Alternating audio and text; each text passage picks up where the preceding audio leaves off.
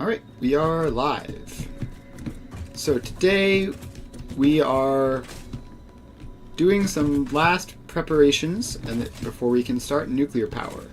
I have a to-do list in the notes, so let's just get started. First thing we need to do is we need to actually unlock nuclear power. So let's throw some of that stuff in there. Grab some more cables. Grab some more concrete. And grab a stack of supercomputers.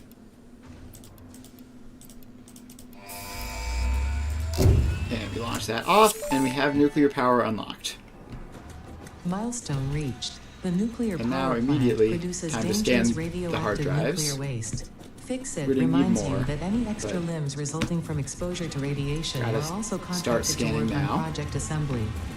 Fix It also reminds you that willful exposure to radiation will not result in any bonuses regardless of how many functional limbs it produces.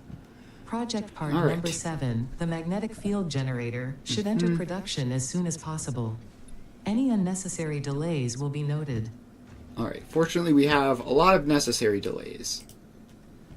So this is quick wire, aluminum casing, and gas filters. So gas filters are the thing that we need. So we need to automate those so that we can get our hazmat suit, which is obviously going to be necessary. So let's run up to the factory and get those set up, which should be pretty straightforward. I have coal, well, I guess I'll have to make polymer resin, but it shouldn't be too hard. And then I can make the plates, of course. Alright, so the other thing we need to do while we're in this city is we need to fix the production rates, because there are some things like computers and high-speed connectors which we don't currently have enough production of because of the supercomputer edition. So we're going to need to do those.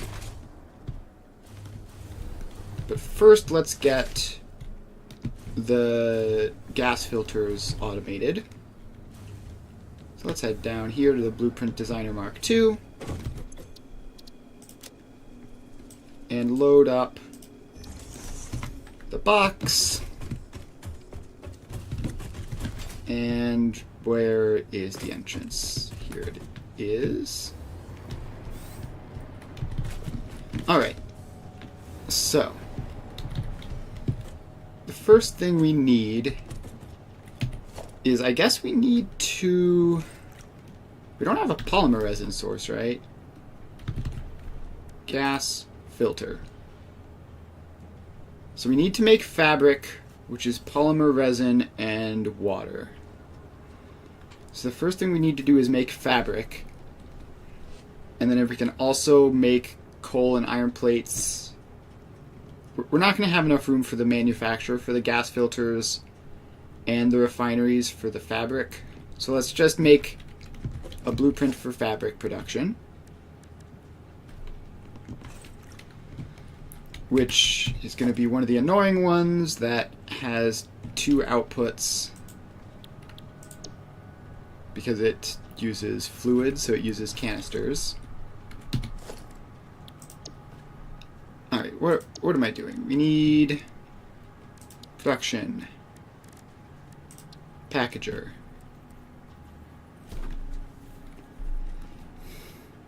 So just plop the packager in.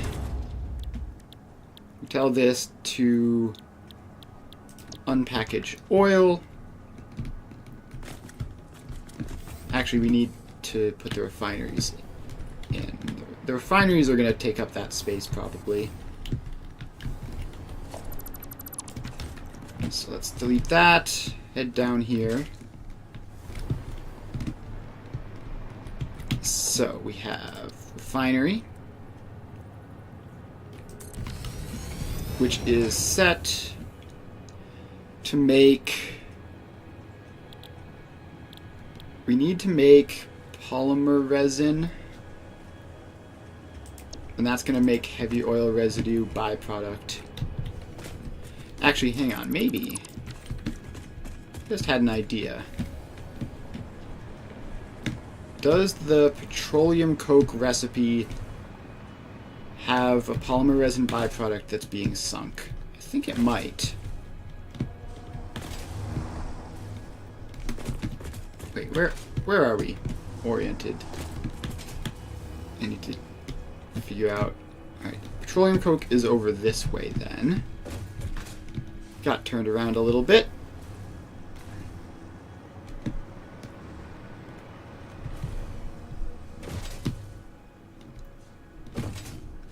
Alright.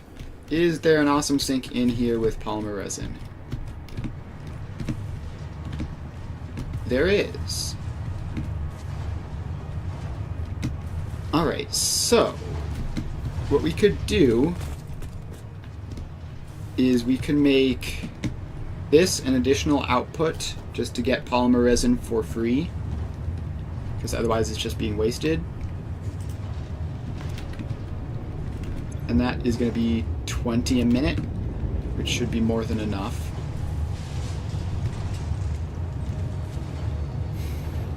So let's set that up. Just like poke a wall out here, maybe. This is not exactly like the most high-tech, fancy thing that I've ever done, just because it's gas filters. It's not complicated.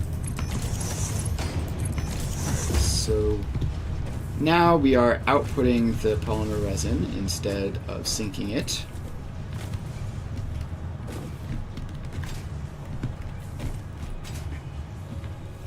And do we have water?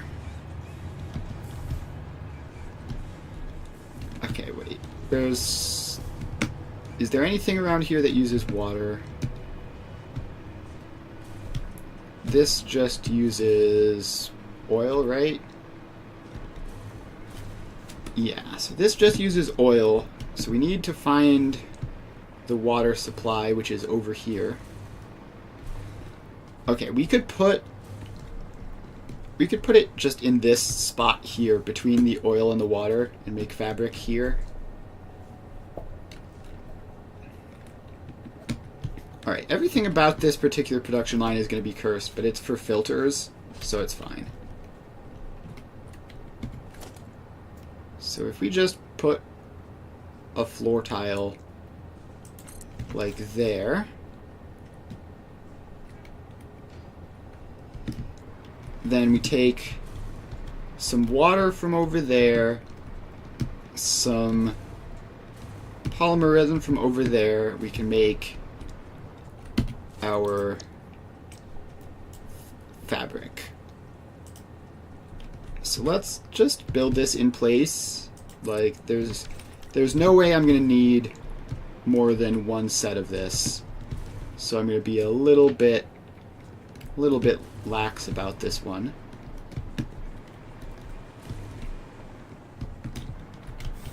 So we have, where's the pipeline wall hole? There you go. And I should be able to grab some off of this and go in there. So that's water. Check. Next we need to grab that polymer resin and bring it over here, which I guess we can just put a conveyor wall hole there.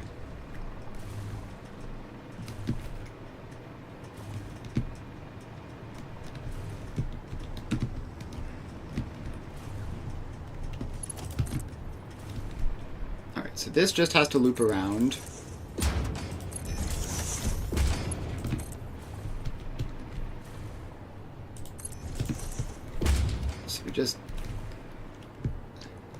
We don't want to go on top of that building because we might need to expand that building at some point. So we're going to go around and over the road and in. Alright, so that's polymer resin. 20 polymer resin. I believe this uses 480 water, so 120-ish water. Although I might have to expand the stuff being pumped in order to make it work. But it's probably in refinery.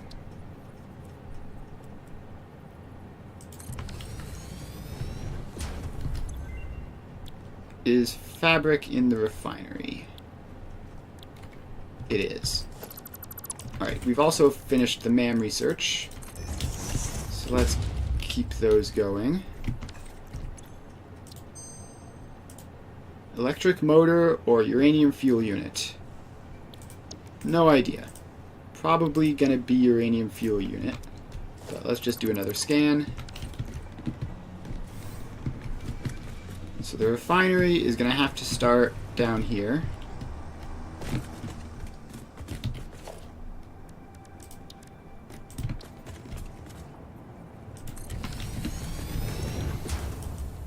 And polyester fabric. We will set this to 20 a minute because we only have 20 polymer resin.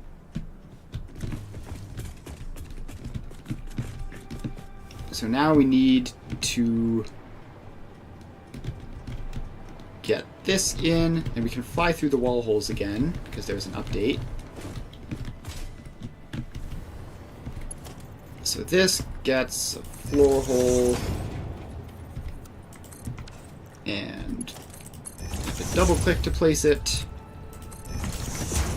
Polymer resin. And this gets a floor hole, which just goes down there.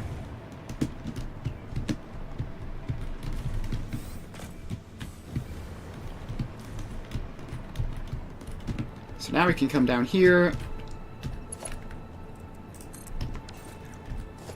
and no, stop. I'm hitting the wrong button repeatedly. Then this comes down. And in there, then this comes down and in there.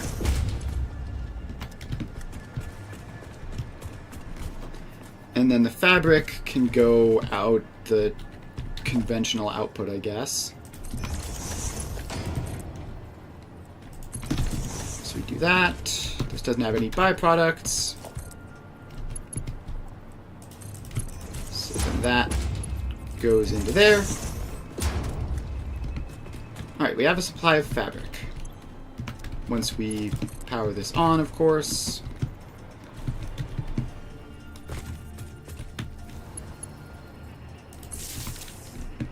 Click. And powered.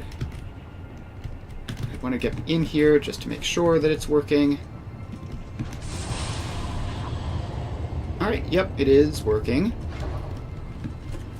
And we're going to have to make sure to always use that, because otherwise the petroleum coke might back up, which would be very bad. But if we look in here, there should theoretically be fabric coming out at some point. Now, are there any inputs here which are not being used? Yes, there's this one. So we can convert this canister input into a fabric output.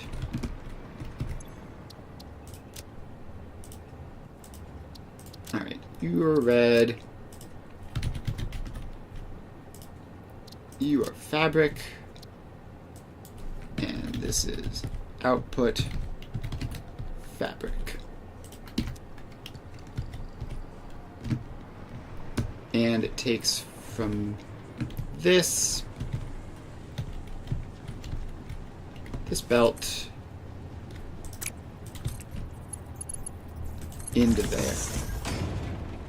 And I should copy paste this across so I don't ever get confused. Oh wait, I never attached this side up. So let's do that real quick. And out goes the fabric. Cool. Now I need a smart splitter to bring this up to a sink.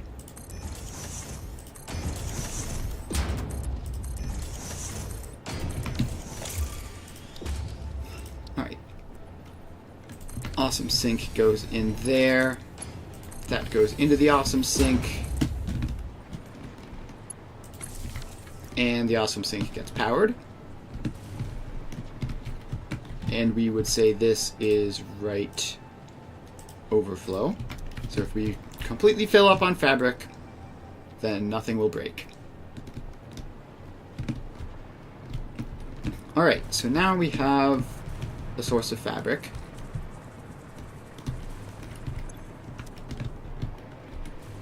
We need to actually make the filters, which are fabric, coal, and iron plates. So we're going to need to find an actual proper spot for this. Also, we need to hook this up to fuel, or batteries, because it currently is not. There's a battery source there, so we can just continue doing it this way. There we go. Alright, so now we can bring fabric from there to wherever we need. So now we go back to back over here, and we need to set up a proper location for this. So we get a floor tile there for one of the inputs. We get a floor tile there for the other input. And then we run this around. And once again, we have stepped out of range of hover pack. So we're going to have to get back over here and put the truck stops in.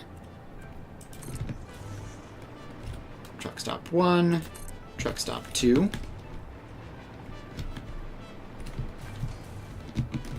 And we now just power these on. Apparently that wire is too long, so let's bring it part way, and then the rest of the way.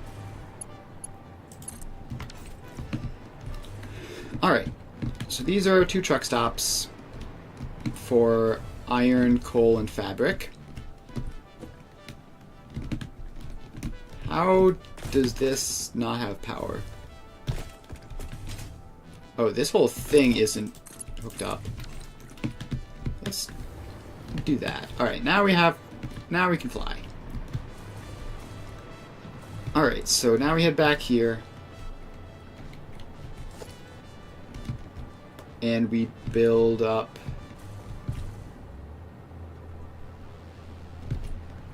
Is this lined up correctly? Looks like it. Build up that. We need to build the roads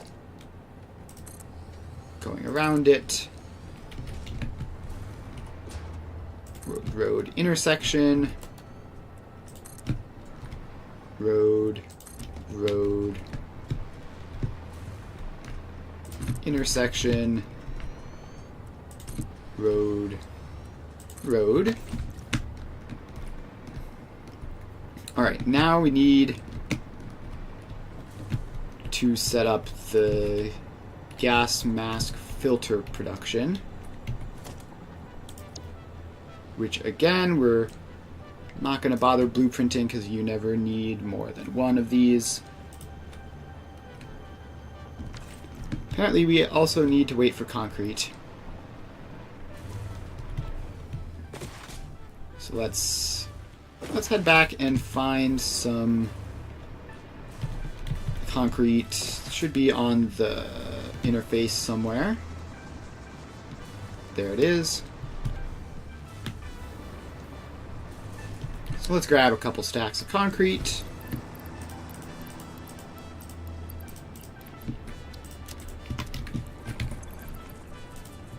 And uncheck that box since our inventory is currently very low.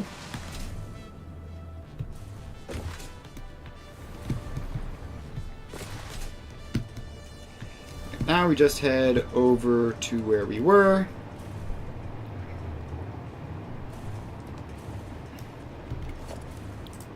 And we find this. And we plop that in.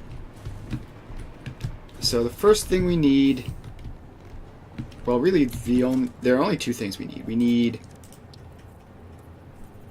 a constructor to make iron plates. Oh, we have a MAM finish. Place that down and do another scan. It gives us infused uranium cells and electromagnetic connection rods, which is a neat alternate.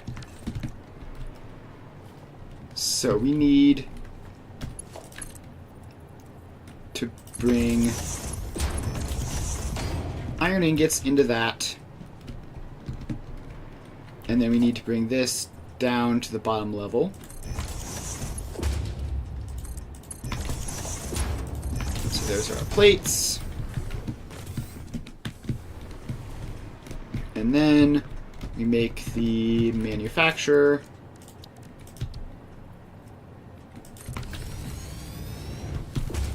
Which makes, where is it, gas filters. So we have iron plates, check. We have fabric and coal incoming. So let's just, I don't know, let's put the conveyor lifts over there just so that they have some room to maneuver a little bit. And then bring them down.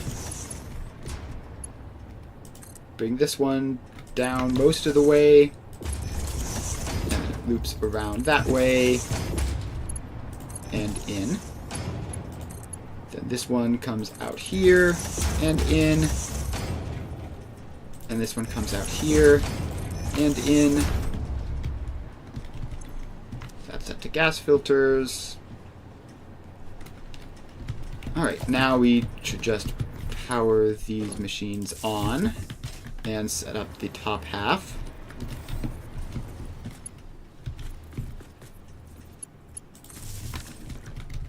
Alright, then we just need those.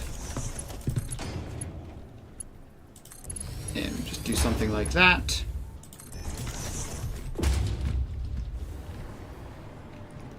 And that.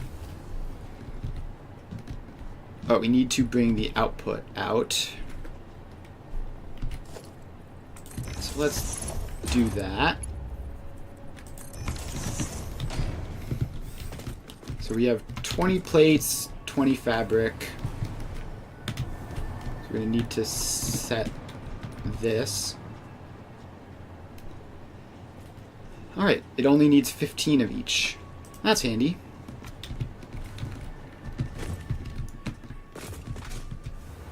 So we can go up here, set this to 15.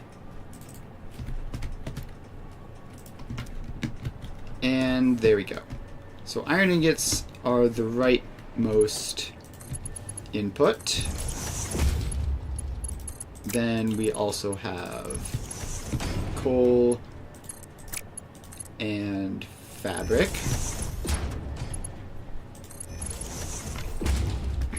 And then we have the filters as an output, which can go in there, and we just need to set all of these truck stops. So this, oh, it's already iron ingots. Wait, no, we don't set the background. input iron ingots. And then this can be fabric.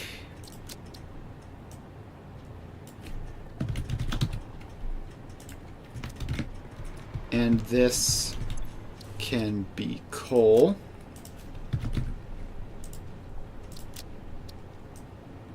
Input coal. And then this one is gas filters as an output.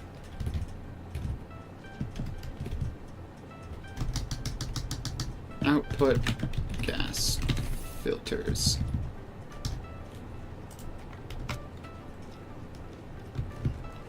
Alright, so now we drive the truck routes and then set up dimensional storage for those. Also, we need to put the billboards on the front.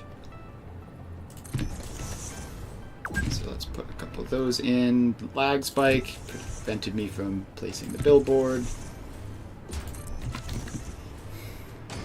Alright, now we go back here, copy and paste, copy and paste, copy, paste, copy, paste.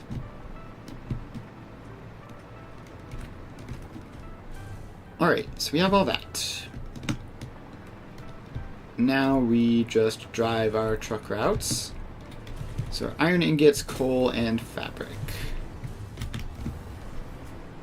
I guess we start them from here. I set all of these to unload, unload, unload, and unload.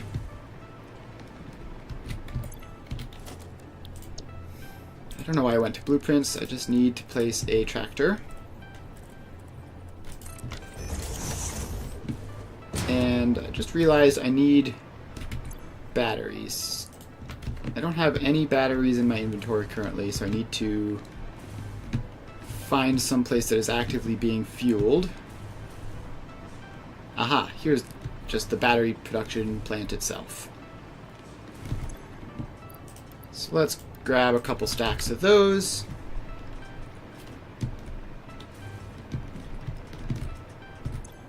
Alright, then we give you some to start off, and this is going to iron ingots. So we unload there, loop around, and start driving all the way back to the interface.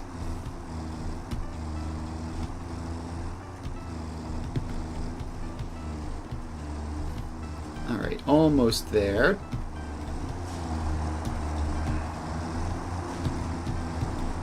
Now, where is the iron ingots? I believe they'll be to the right. Yes. So we go this way and loop around to the iron ingots.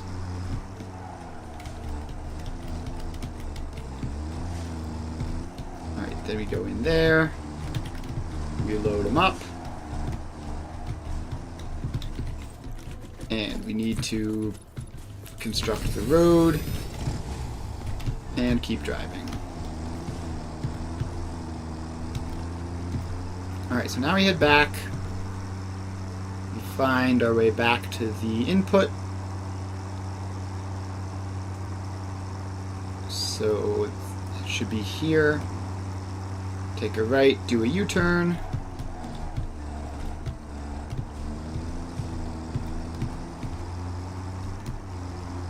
Alright, that's about that.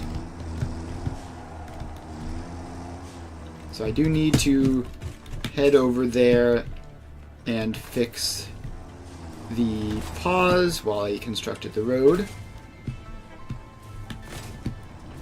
So let's get moving.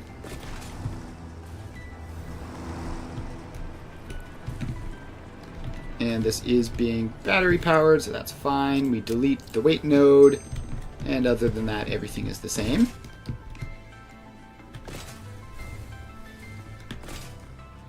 Alright, now we just return all the way to here and save the route. Alright, save this as iron for gas filters. Enable autopilot, hide path nodes, and off you go. Next up is fabric. So start recording and find our way to the fabric factory, which I'm not entirely sure where it is, but it's probably somewhere around it was between the water and the petroleum coke. It's probably somewhere like one of these couple. Yeah, it's this one to the left.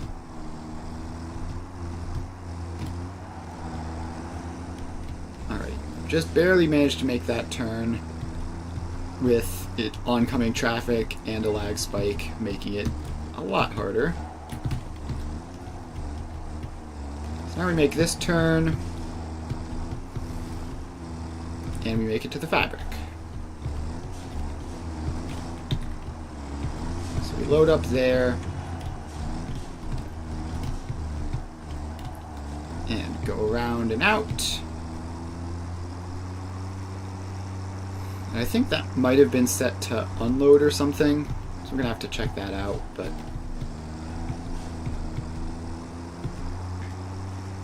Alright, so there we go here. And around. And in. So save this as fabric for gas masks. Gas filters. Save. Alright, pull autopilot. Hide path nodes. And off you go. Now we have to go back there and make sure that there wasn't a mistake, and that that is indeed an output. So check in here. No, alright. Should be good to go there. So now we just have to head back here and do coal, which... no idea where that is. It's probably like way down near the end of the interface. So we're gonna find out. Unload there. We loop around. Actually, no, there's probably coal here. I don't know. I have no idea if I've used coal or not on this side of the factory, but I think I probably haven't. I'm trying to think what would use it, and coming up blank.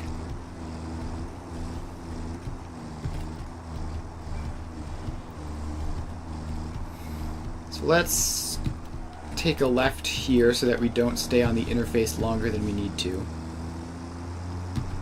Yeah, there's lots of petroleum coke used, not much coal. We hit something invisible there. Yeah, I think it's literally the last thing. And I might not have even hooked it up. I can't remember.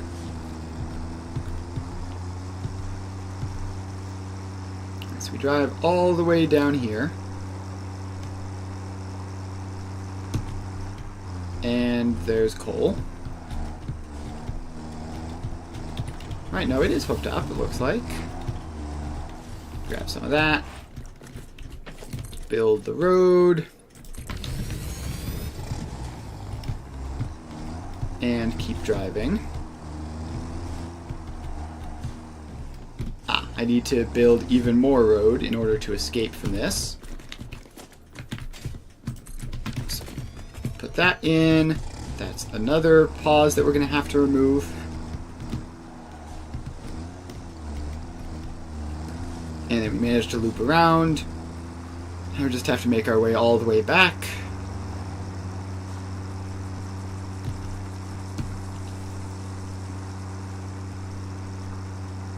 Alright, now we take a right here. And we keep going this way.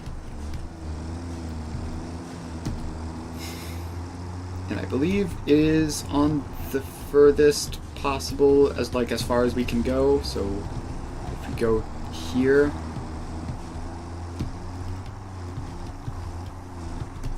and then we take a left, this should be it.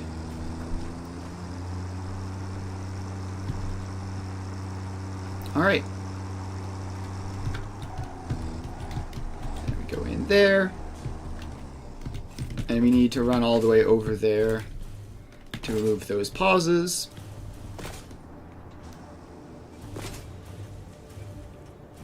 So let's get moving. And we're going to have to connect the coal up to batteries almost certainly, because I highly doubt that they are naturally connected already.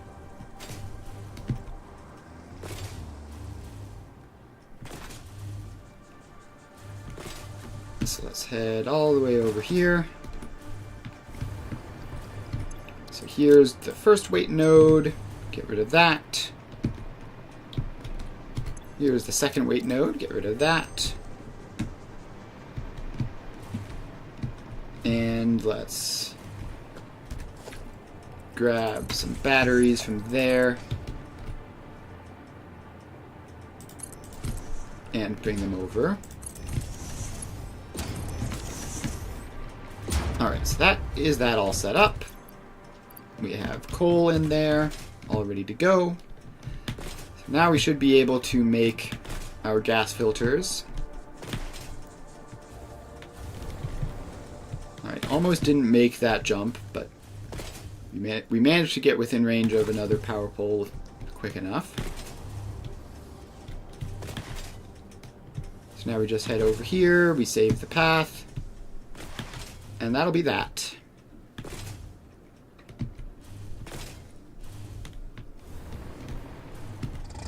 Alright, save this as coal to gas filters. Enable autopilot. Hide path nodes. Off you go.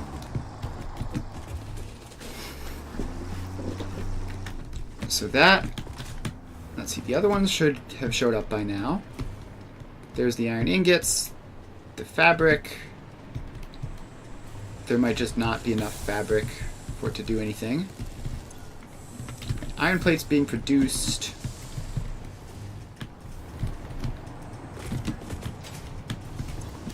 There is fabric in here, so we're just waiting on the coal.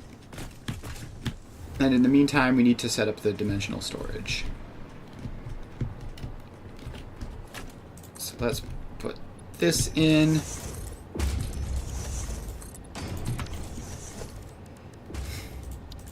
And organization, storage container. Dimensional depot. I honestly think this just gets a regular splitter, because I want both the dimensional depot and the factory to get access to gas filters consistently. Alright, so we have that. Can I just manually craft these? Is that possible? Not easily. I would need fabric. Are they even manually craftable? I don't see them. Oh, they might be in equipment workshop. So I need 50 fabric to craft the gas mask. Which, did I ever craft? I feel like I had done this at some point and I just never bothered crafting the gas mask. So we're just going to have to wait for this to start producing then. No manual crafting to be done.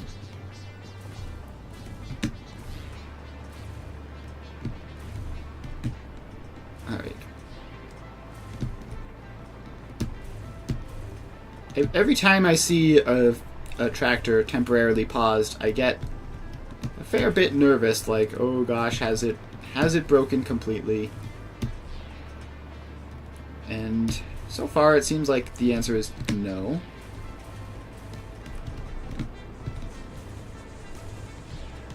Alright. Is there fabric in here that I can just yoink? Not enough. Alright. Can I just, like...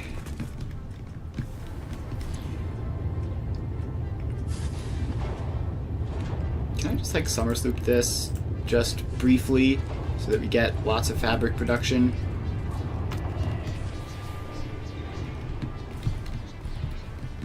Alright, so we're doing that.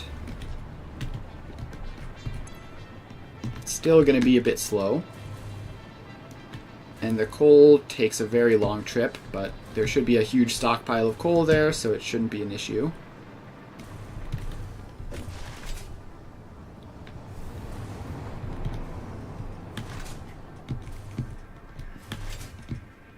Alright, let's check. This iron ingot should be filled. Yep, it is. Fabric is just being used as quickly as it shows up. And the coal has also shown up. Fantastic.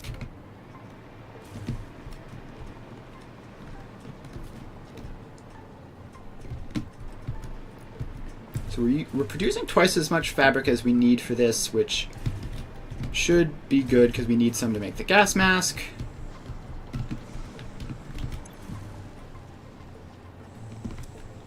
Alright, the coal still hasn't actually arrived in the machine yet, despite...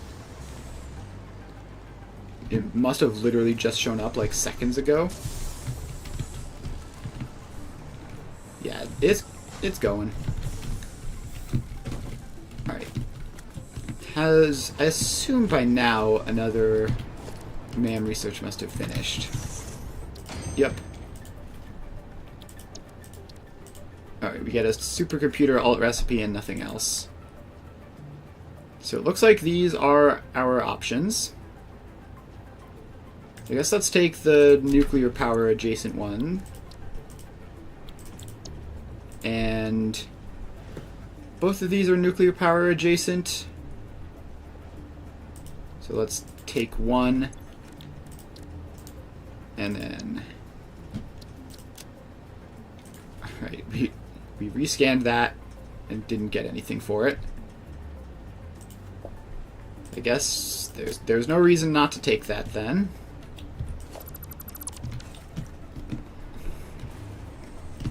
Alright, so gas masks, filters should be produced. Should hopefully have enough fabric to actually craft the gas mask soon. No, this is down to 4. It should be going up, not down.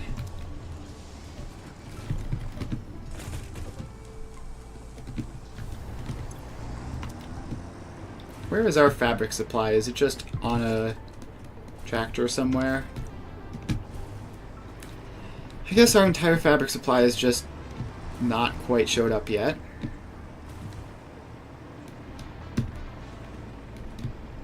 Alright, there's the coal, providing another giant delivery. Yep, so that should be basically all the coal we ever need for this. And then somewhere around here there should be a tractor with fabric on it. Like that one that I just somehow missed. No, that was the coal.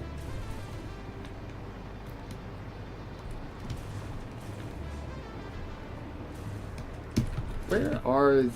Alright. There's a tractor with 24 fabric on it. It seems incredibly wrong. It seems like we should be getting way more than 24 fabric off of that if this is running at 100%.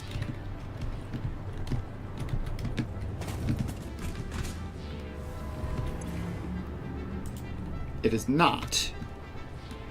we're not getting 20 polymer resin. Why? What is happening to our polymer resin? And why are we not getting 20 of it? Is it because it's probably because we're not producing petroleum coke all the time. Yeah, this is all backlogged. Okay, so we need to put a sink on the petroleum coke production.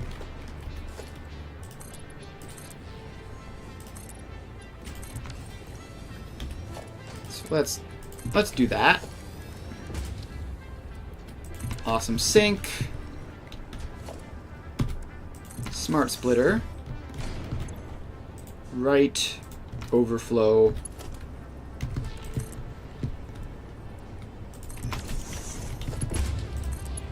And in. Alright, so that should give us the petroleum coke production we need, which should give us the polymer resin production we need. So fabric should be fixed. Yep. Definitely looking a lot healthier now. It's a shame we have to wait for it to get all the way there before it can start.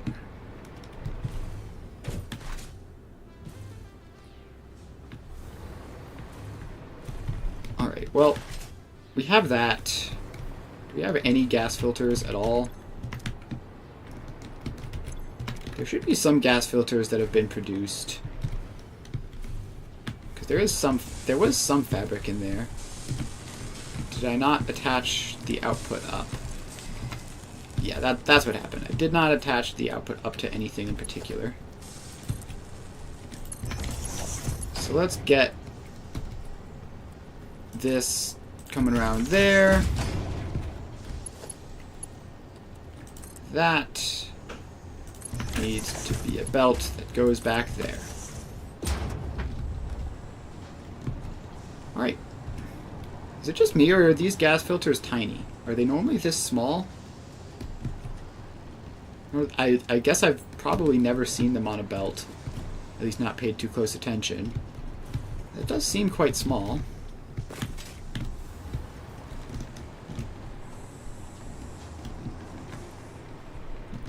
Alright, so we're producing gas filters. We're using all the fabric we can ever get. That's up to 10 a minute. It should be up to 30 a minute by the next batch. And I still don't even have a gas mask.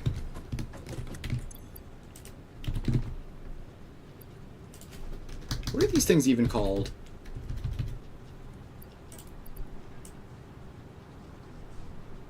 I guess they haven't shown up in my inventory yet, so I can't check.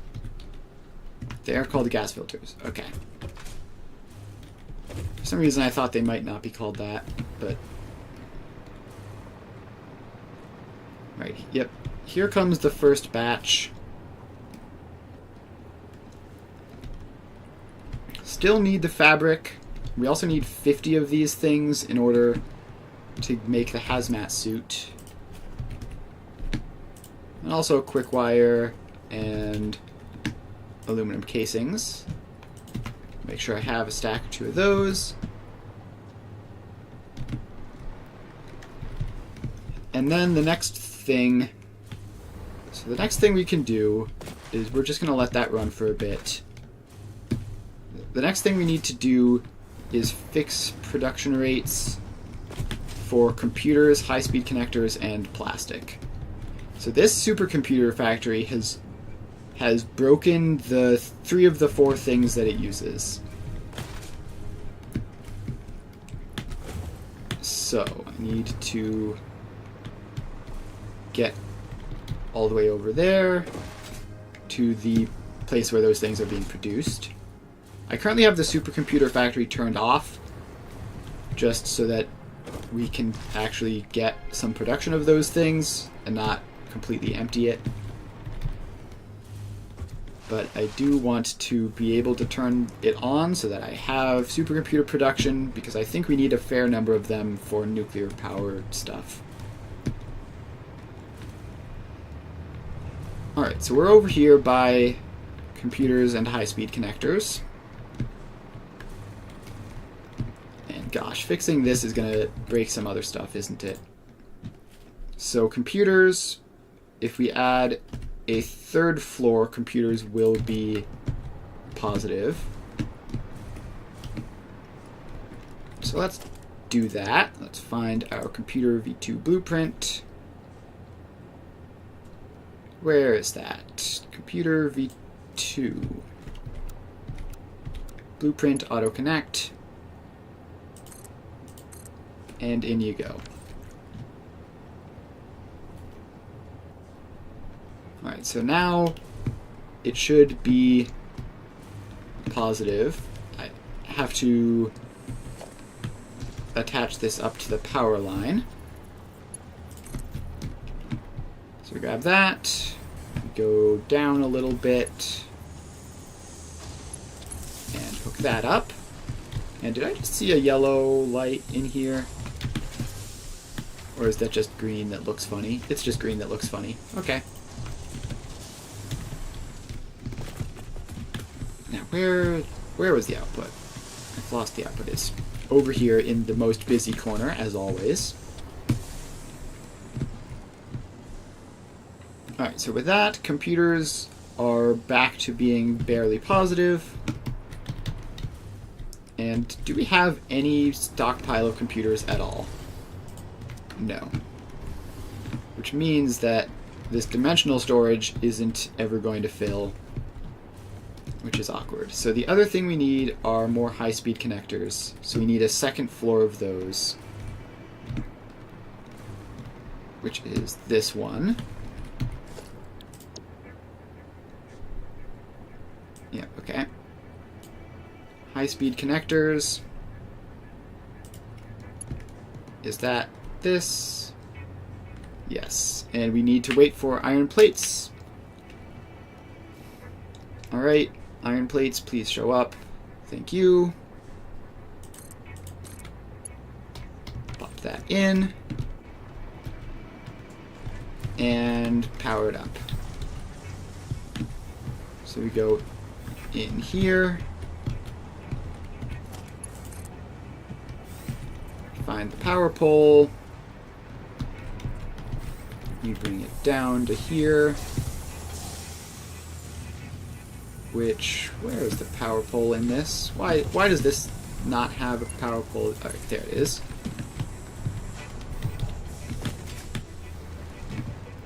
All right, another MAM research is finished, but I think we unlocked all the recipes. Heh.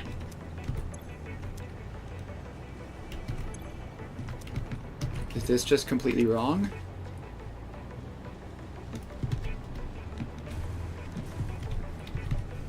Is this just the wrong blueprint that I just placed in? What? Alright, so that makes circuit boards. Those all make wires. It is entirely possible that this is the wrong blueprint that I've just placed in.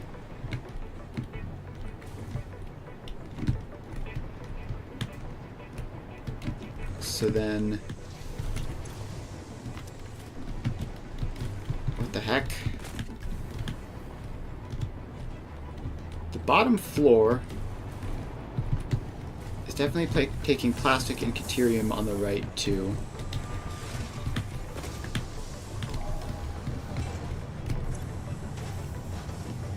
Yeah, this is a different recipe, I think.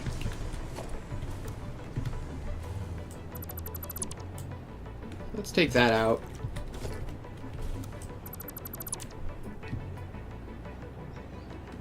Wait, no. I accidentally was going to dismantle the wall of some other random building. Let's make sure not to dismantle any random walls. Alright, we need high-speed connectors V2, I guess. I guess high-speed connectors V1 just looks like the V2. Alright, where is high-speed connector V2? There it is, okay. So we put that in. And now we go here.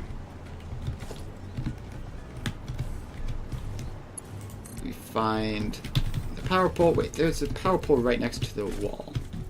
Alright, apparently I just cannot see power poles that are right next to walls.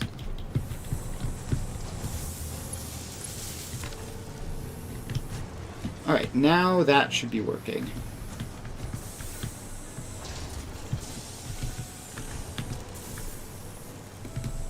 Alright, yep, everything looks normal now.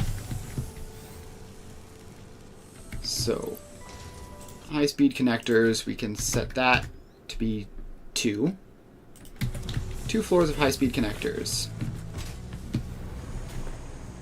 Alright, now what else is broken? Plastic is broken.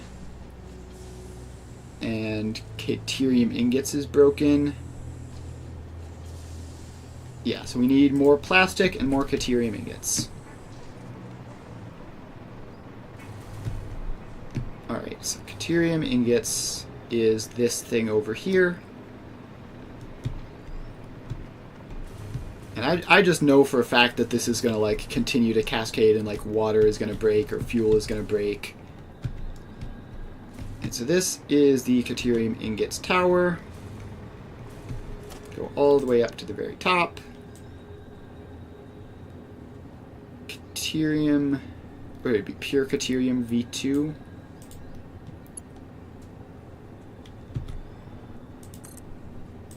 So that goes in.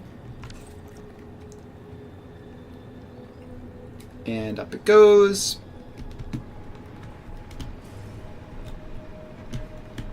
And we need to power it up.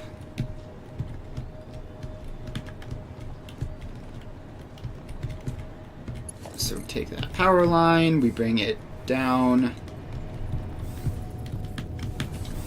to there.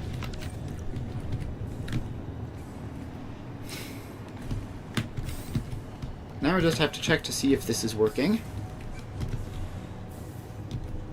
It looks like it is working. However, I believe that, like... No, apparently not. Apparently this is a functional blueprint. Alright, we are producing Caterium. That's always a good sign. The water is still showing up, of course. This one in particular seems to not be getting water, whereas all the rest of them are. It's probably fine, though. So let's call that +1 floor of Caterium ingots.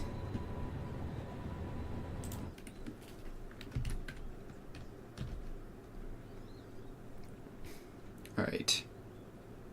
Oh, I almost missed it, that crystal oscillator production is also slightly negative. Although we are summer slooping it, so it isn't actually slightly negative, but we don't want to rely on that. Crystal oscillators. That's this one. Let's put in another one here. The crystal oscillator tower is gigantic at this point. Crystal oscillator V2, where are you?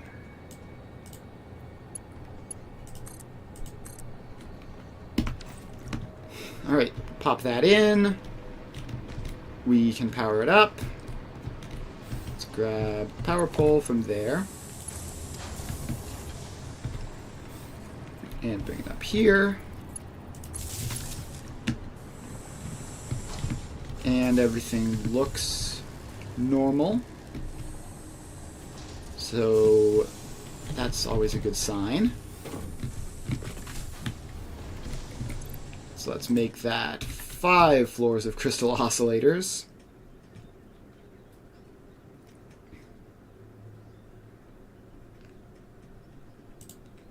then the only thing left is plastic, which needs an additional floor. So let's go over there.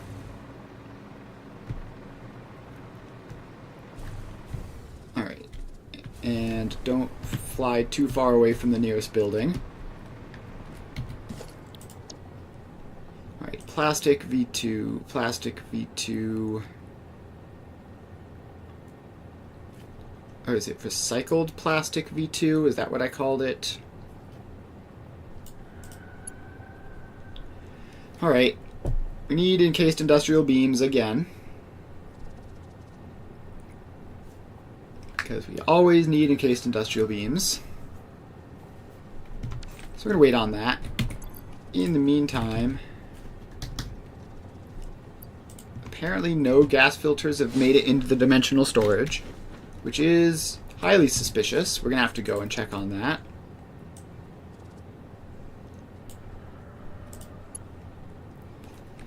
We're still 120 encased industrial beams away from placing this.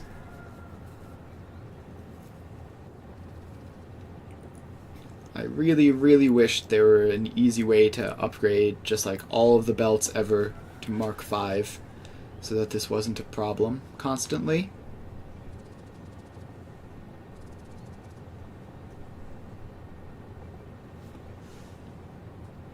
Alright, up to 320, only 60 left, which should be less than a minute. I believe we get these at like 120 a minute, or maybe even 240 a minute from the container, that is.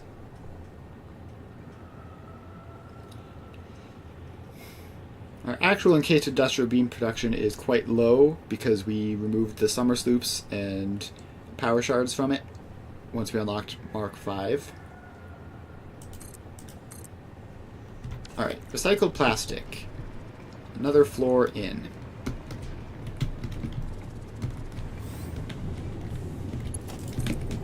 And we go up here.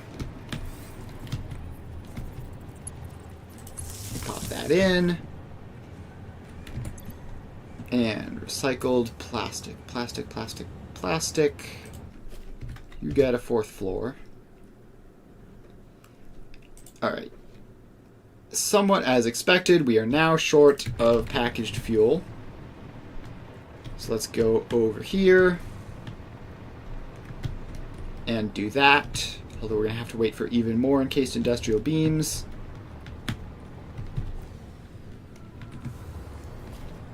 So what we can do is upgrade some of these to Mark V belts, which probably won't accomplish anything, but will give me the encased industrial beams that were used to make them.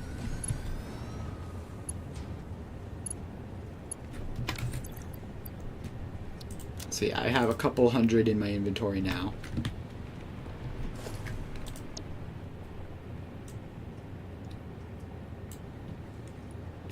Alright, where's the fuel V2?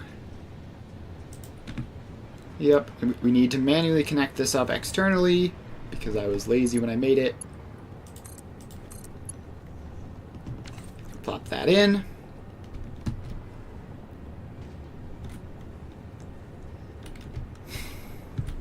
And then we take these out.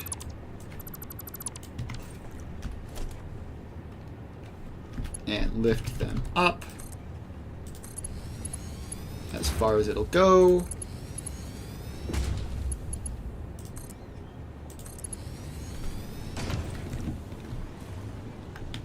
And then we pop mergers into each of these.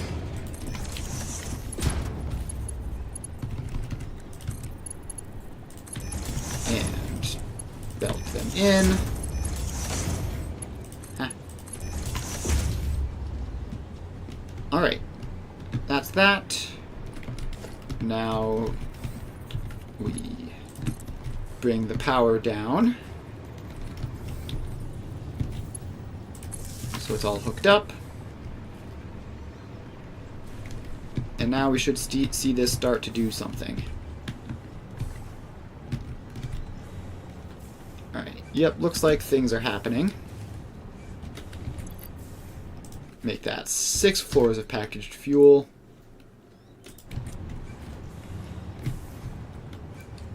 And I have a terrible feeling that my water supply is also going to be a problem.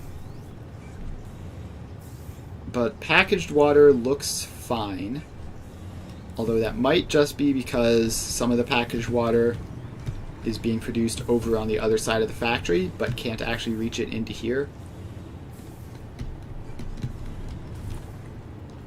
But we will cross that bridge when we get to it. For now, this is starting to look semi-functional.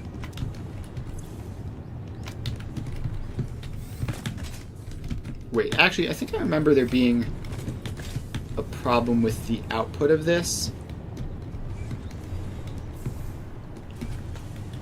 Yeah, so that needs to be a Mark II belt. And I also need to fix that on the other side as well. Everything else works, it's just the conveyor lift that doesn't. Alright, so that... If I scroll through, I see positive numbers everywhere on my spreadsheet. So we're gonna call that done and head over to investigate the gas filters, which still haven't shown up despite the fact that they should be. Did I just not hook the container up to the dimensional storage? I might have not done that. Let's fly on over. There sure are a lot of truck stops. Like when you're looking at the factory, it's like 80% truck stop. It's like 80% truck stop, 20% actually like blueprints with machines in them doing things. Which is perhaps not ideal, at least from a space efficiency perspective, but kind of hard to have it be better. And yeah, I just didn't make this connection. So there you go.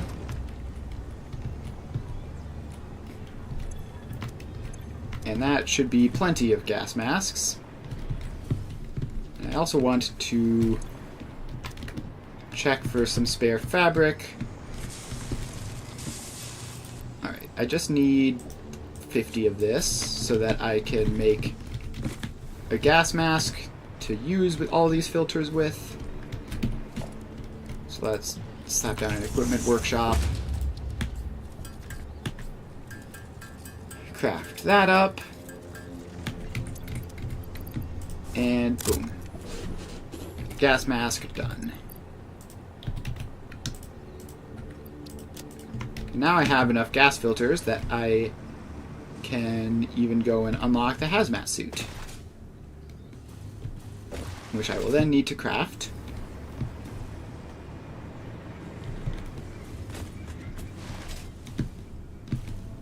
Alright. Then we just need to head all the way over here. And I feel like I need to expand the hypertubes to get to the new side of the factory, at least to the interface, probably even further, because this journey is slow.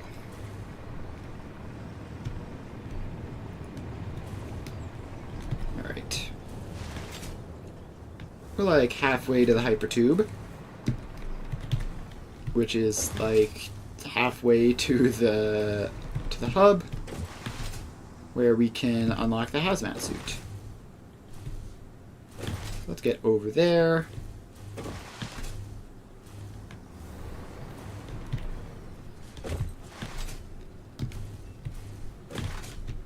And where is it? Did I pass?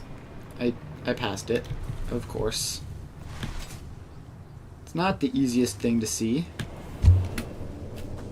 Down we go. And this will take us most of the way to the hub, where we can unlock the hazmat suit and then start planning on how we're going to automate that. Hopefully it doesn't require anything particularly fancy.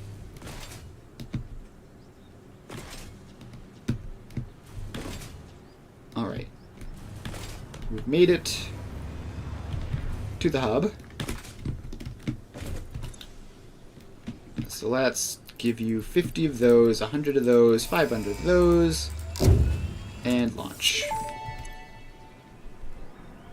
Milestone reached. The hazmat suit protects the wearer from radiation by consuming iodine-infused filters. You may Alright. find this protection essential if you are going to finally get around to saving humanity. So we need a gas filter, Previously quick gave wire, you and aluminum compliments in casings. an attempt to inspire you, but it might have given you the wrong idea. I will definitely be totally honest with you from this moment on. Here is a demonstration of a truthful compliment. That suit looks like it was made for you. Because it was. Alright, so we just need... We can craft the hazmat suit, and we just need deuterium and aluminum casings, and we can make the iodine-infused filters.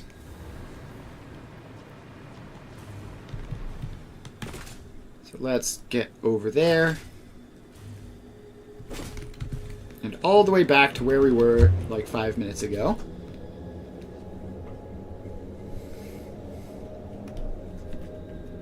Up we go. And over, and it's quite a bit of a walk, really. The good news is, while I'm spending all of this time hypertubing back and forth, all of the factory stuff is producing. So hopefully we will have net positive, hopefully we can get computers and high-speed connectors actually into the dimensional storage again, because that's waiting on all of the other backlogs filling up, which is not happening very quickly.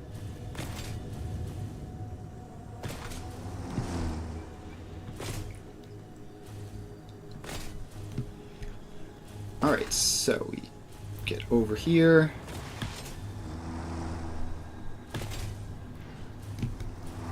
And we are at the gas filters, just this next road.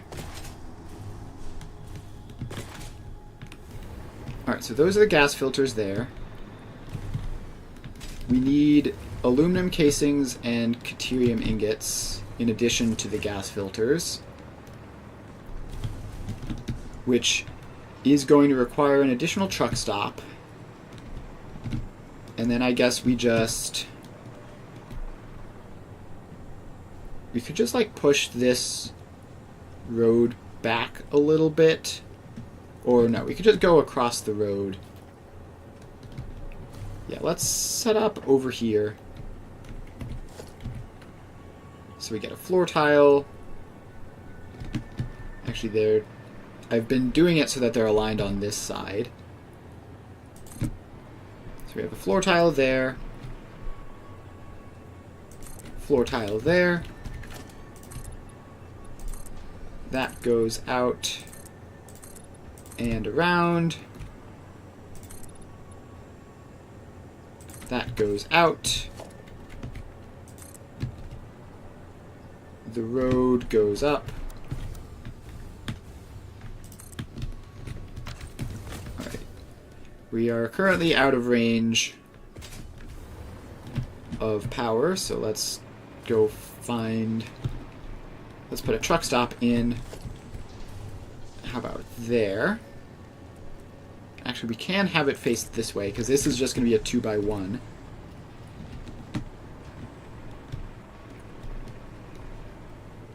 Or wait, is there space in here for another... No, there's not space in here for another manufacturer. I was considering getting really cheeky and just putting more stuff into that one building, but there really just is not the space for it. Wait, unless the top floor? Ooh, we might be able to. Nah, it's too much work. Cramming all sorts of stuff in. so there's the truck stop. It's going to get the aluminum casings and quick wire, so let's set this to deuterium ingots and input deuterium ingots, and this is casings and it's input aluminum casings. Alright, now we just put a building here, which is just the shell of a building, and it takes 3 inputs. It takes casings,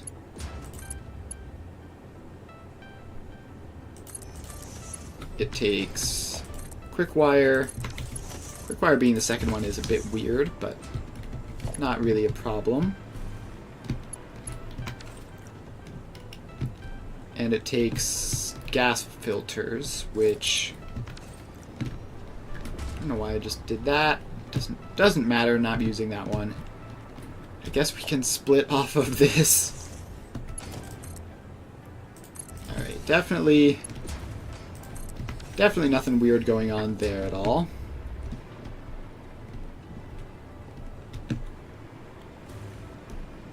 And if we're doing that, then hang on. Set that to smart splitter and replace that one and set it to write any central overflow so that they'll go to either of those two locations. Now we just go in here, pop a manufacturer down, and call it a day. Production. Manufacturer. Okay, technically we need to take the second input to make some quick wire first. So that goes there. This makes quick wire. Manufacturer goes in. Want it to have some space in the back, but not too much. And this is iodine infused filters, which needs 30 quick wire. So let's set this 30 quick wire. So then this loops around this way to go in there. Then we're just going to need to conveyor lift that down. And it goes in there. And then that can just come down directly and go in there. And that's iodine infused filters. And now we just take this belt out.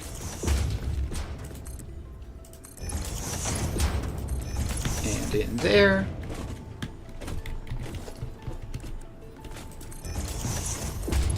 And power these machines up. And attach that power to something. Attach this power to something. Alright, so that is everything. We just need to drive these two routes, and we will be done.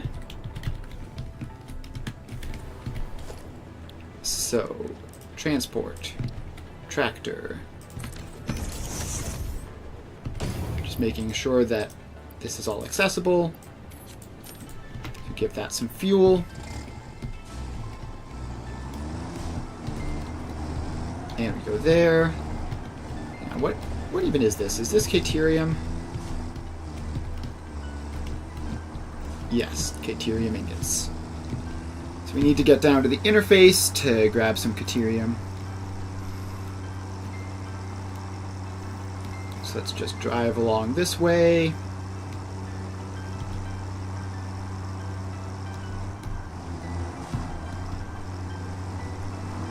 And I believe we take a right here. Yes, the deuterium ingots are over there. So now we take our left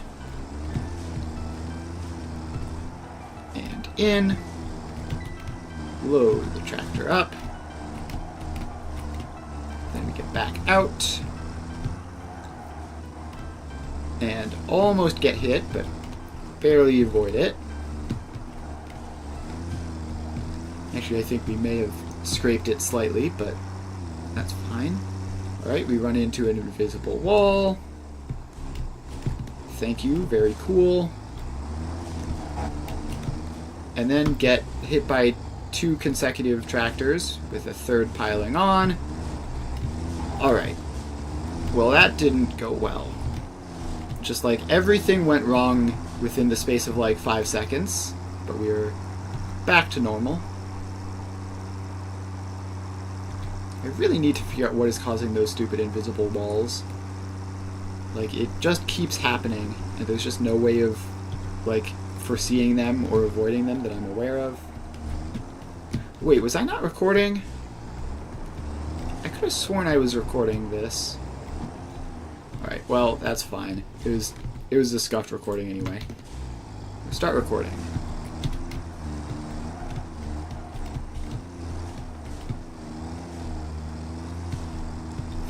Alright, so I don't know why the recording stopped or potentially never started. But we're just going to have to drive that again.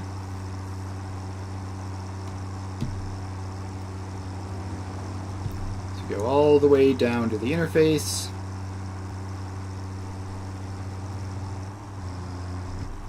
Take a right. And then do a U-turn.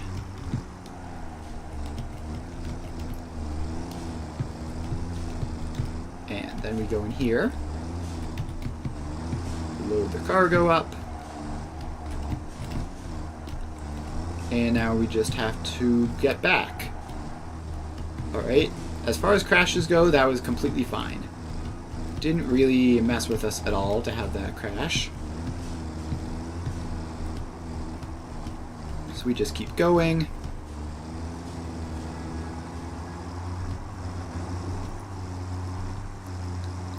And now we drive along this way. Full speed to avoid that crash. And we're almost back. Here we are.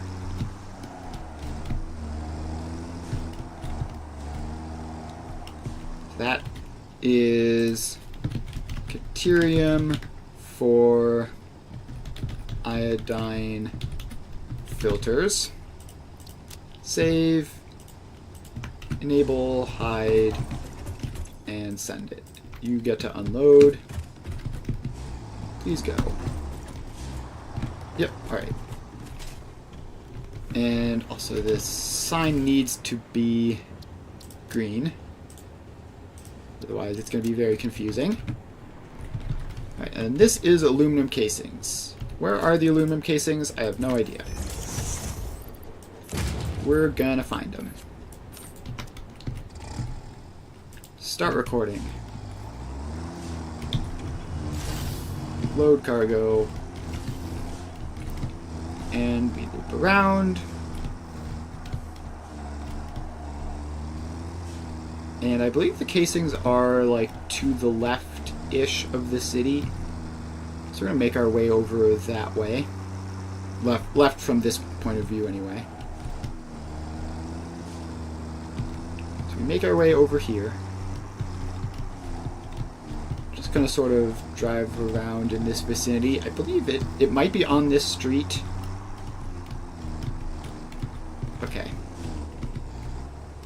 Thank you, tractors. Very cool. I'm glad you all just decided to have a picnic.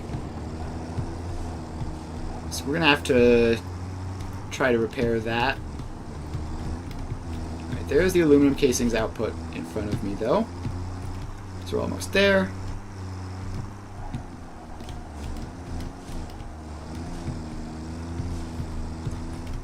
Alright, then we go in here.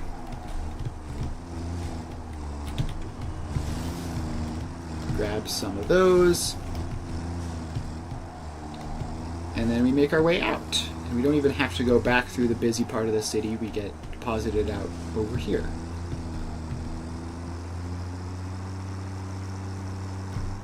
Alright, so I'm going to need to go and investigate all of that chaos in the middle there. But hopefully it should be fine. Alright, so we go that.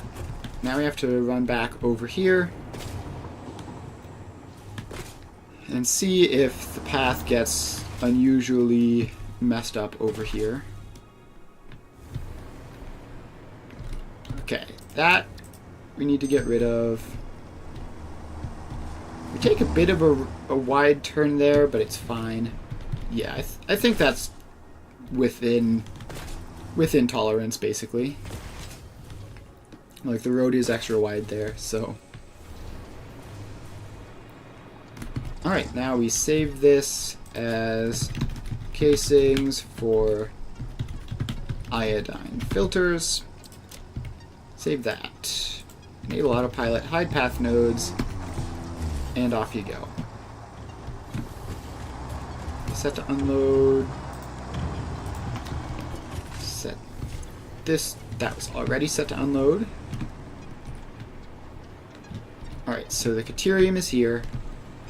Does this have any casings? Wait, hang on. Stop. Oh, I got the wrong thing. I got sheets instead of casings. Yeah, is that? I could have sworn I did the right one. Please, get off the stupid side. Wait, no, you disable autopilot. You take that. I'm gonna investigate, because I could have sworn I grabbed from the correct side over here. Is there like some horrible mistake where things are getting mixed up?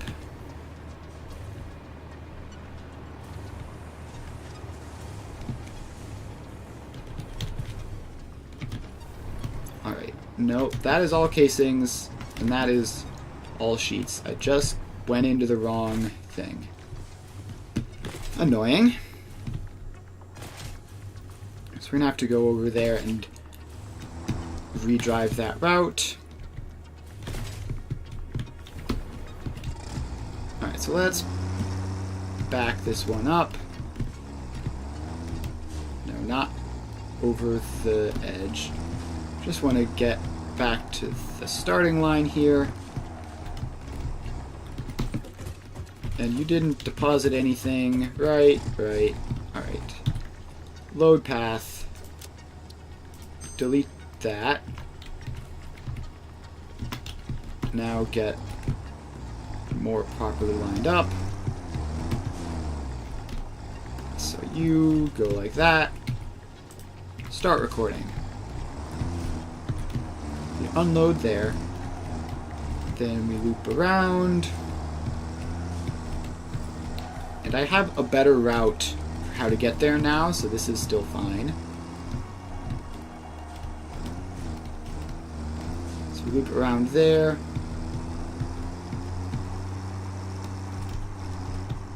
And we head to the right.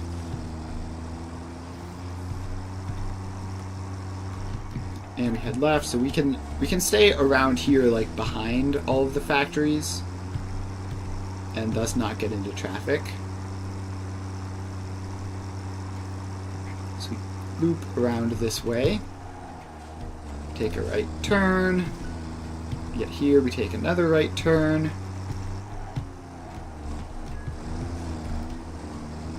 and now we have to be very specific. We are going in this one. So we load that one up. Alright. I feel like I'm going crazy because I definitely did that little jog there last time, which means I must have gone into the right one and yet somehow gotten the wrong one out. Maybe I was like close to the middle and it got confused. Who knows what's going on with that. But we've done it. We've saved this as casings for iodine filters.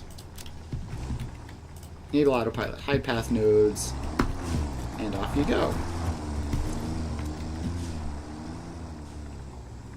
What are you doing? Why are you like this? Alright, well, it's fine.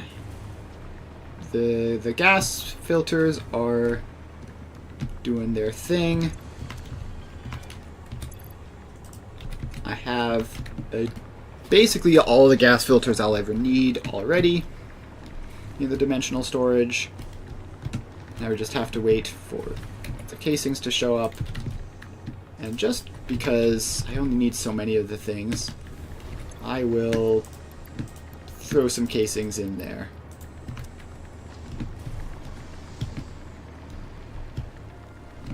Oh, did I not? Oh, no, they are going, they're just bottlenecked by a relatively slow belt. Okay, makes sense.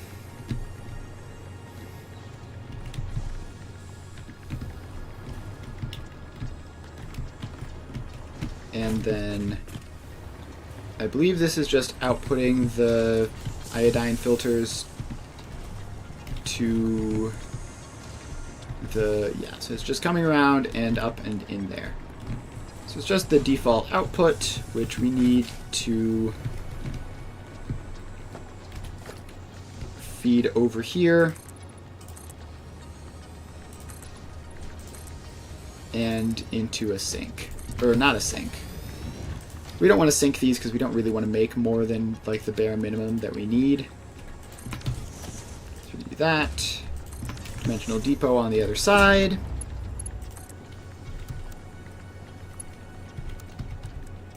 Set that to a Mark III belt.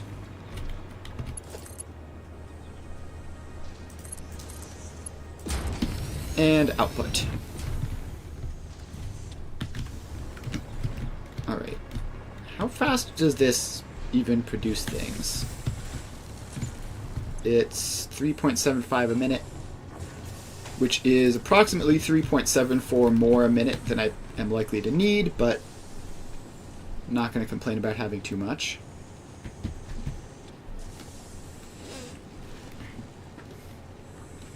Alright, so that is that. Yep, that's everything. These are literally used for nothing else, right? Yeah, literally used for nothing else. And the gas filters are literally only used for that. Alright, so that is that. Now I need fabric to make the hazmat suit, I believe. And we should be able to find some fabric in here.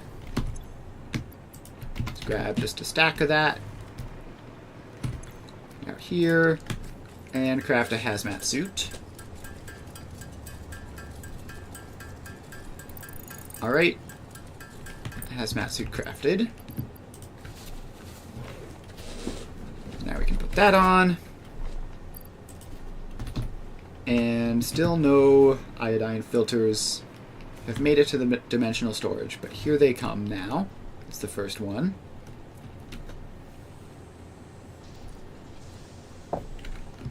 Alright. We're just going to watch this go in because it's satisfying. Alright, now let's check our to-do list. Stabilize production rates, done. Unlock and automate hazmat filters, done. Alright. Now we just need to set up geothermal power just because if I look at this, it's a bit spooky, and if we're adding a whole giant nuclear power plant on top of that, it might be a problem.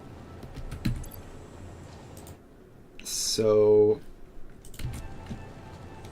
we need to get geothermal power just so that we have a stable supply of power that's not going to break anything.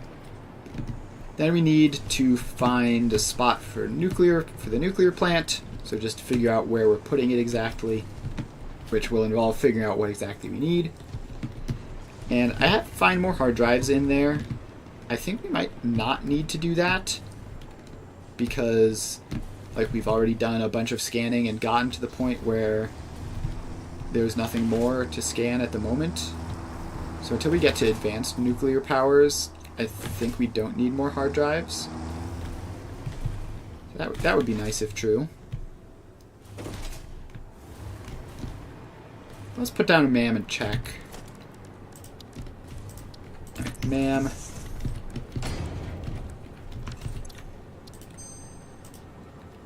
Alright, so we have 2 rewards and no additional ones, but this is our last hard drive. I'll take the electromagnetic connection rod because I do not need more motor recipes. But don't even know if I'm going to use that, but we'll see. So we should have all of the hard drives we need, so I think I can safely scratch that one off as a thing that needs to be done. So the only thing remaining are just get the geothermal power and find the spot to build the thing. And we're going to need to figure out what we need, but I've said that already. Alright, so let's head on over. So it needs to be by water. That's the big thing. Wherever we build the nuclear plant, they use a ton of water. Like every single plant uses a ton of water. So we're gonna need our site to be by preferably the ocean. A big lake would be fine. We'd also like it to be near uranium if possible, just because obviously uranium is the thing that we need, but there's other stuff too. And actually, have we even unlocked officially geothermal power in here? We haven't. So we need to grab motors, quick wire, and high-speed connectors. High-speed connectors are a bit of a problem, but they should be appearing at any moment. So then we go back into here. And geothermal generators researched.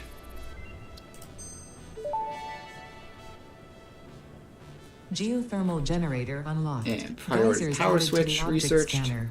When life gives you lemons, make lemonade. Because When I life gives want you the deadly geothermal nuclear vents, plant run to be directly on its own towards separate them and build thing. generators. Use potentially lethal natural phenomena for your own benefit. Do I It's the need- fix-it way. I've never used a programmable splitter, ever. And I don't think I'm about to start now. Priority power switch unlocked. This assists with power grid management by already automatically unlocked the powering radar. down specified That's connections good. when a grid failure is imminent. Use it to prioritize power for the most important infrastructure. Alright, so I think we have just about everything. So, where was the radar tower? It's under organization. It requires a lot of crystal oscillators, a reasonable amount of power, and heavy modular frames. Alright, yeah, that's a bit awkward. It's using a lot of things that are currently filling backlogs. So let's just ignore that and instead look at power. What does geothermal need? It needs high-speed connectors, but not too many of them. And some other stuff which is basically free. The nuclear power plant is going to be a bit dicey in terms of it needs heavy modular frames and supercomputers. Neither of which we have an infinite supply of, but that's fine. So yeah, let's just run around, find some geothermal generators, get another couple hundred megawatts.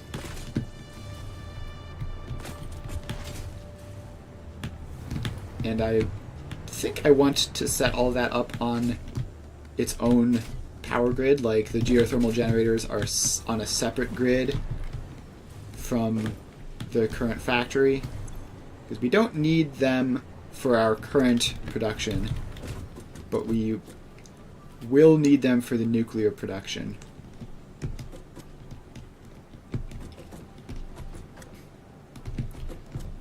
So let's find the interactive map.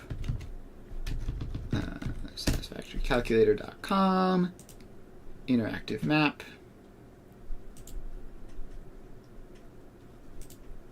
Actually, is there anything else that I can unlock, like at this very moment in the hub, with stuff that I have? I could unlock advanced aluminum, which I don't think would give me anything nuclear related.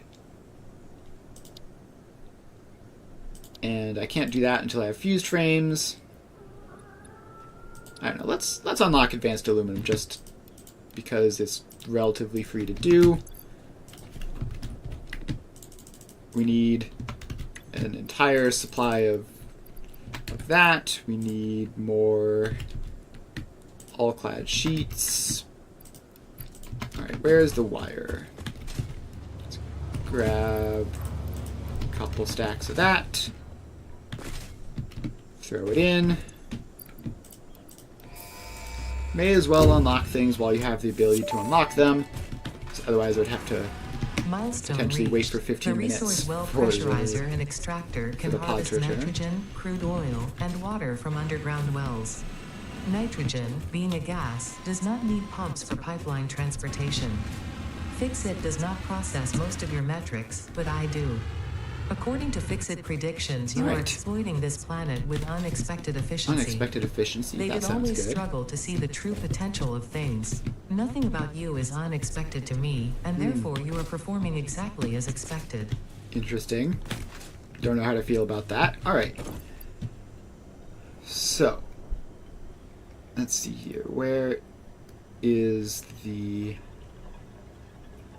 How does one filter for geothermal geysers on the map?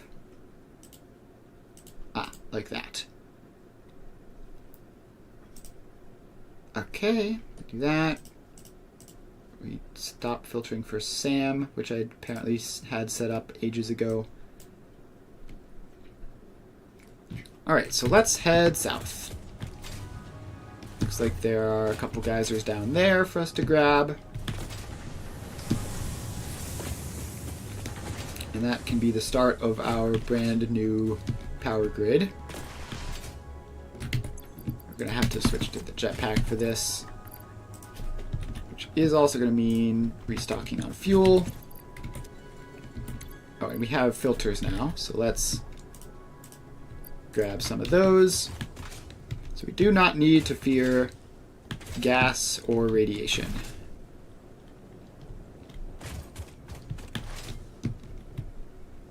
Alright, so we head on down here, and right by the swamp, apparently, there's like a stack of 3 geothermal vents that we can use.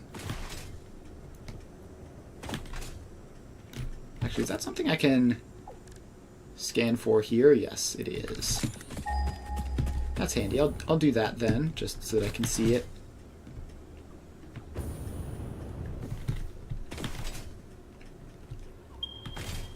Yeah, so it's that batch of geysers there that I'm looking for. And then there's obviously a whole bunch of them to the west as well. I'm gonna head over. This is like barely beyond the range of our factory. And hey, look at that. The filters have successfully saved us from taking some damage.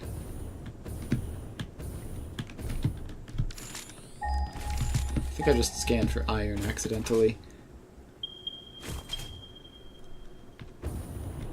Alright. Geothermal is right here.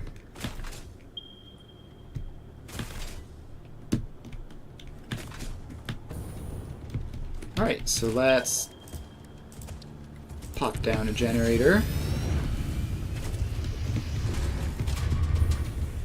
And a creature is in the way. Why? Why are you standing in that exact location? Go away.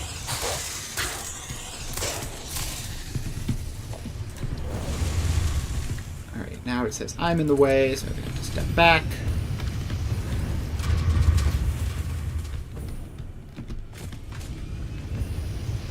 I could have sworn there was there's a third. Scan for the geysers. Alright, the third one is a little bit further.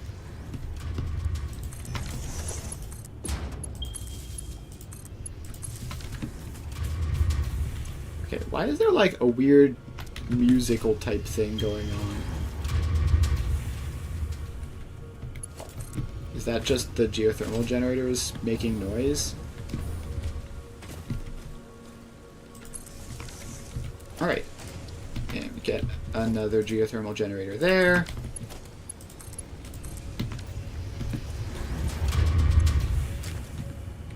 And look at that, we have 400 megawatts of power.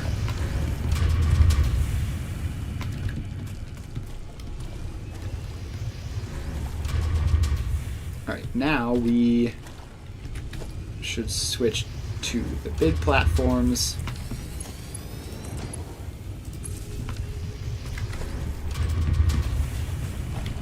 So we just drag this, and if we head to the west-ish, we should encounter more geothermal.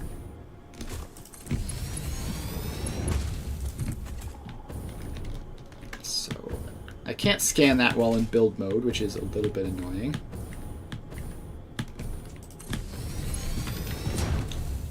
So let's put build mode away for a second, do the scan.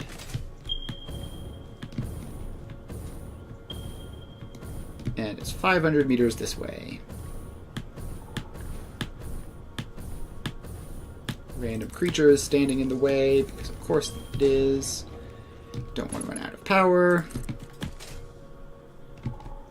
Now I can just go through the swamp no problem.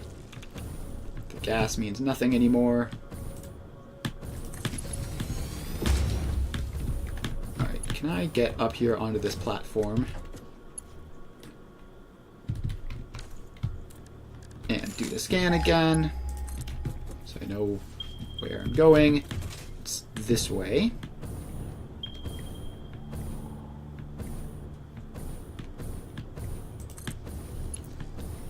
So go over here,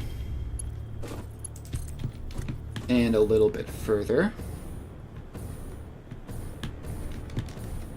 So somewhere around here.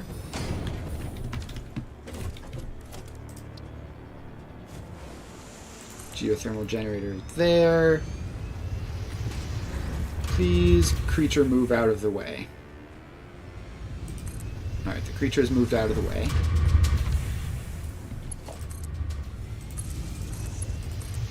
Now we hook those up and hook it up to the power.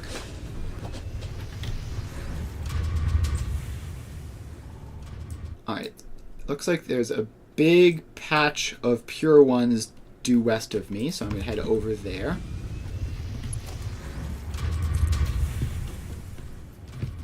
Which is going to involve getting up there. Did I ever craft the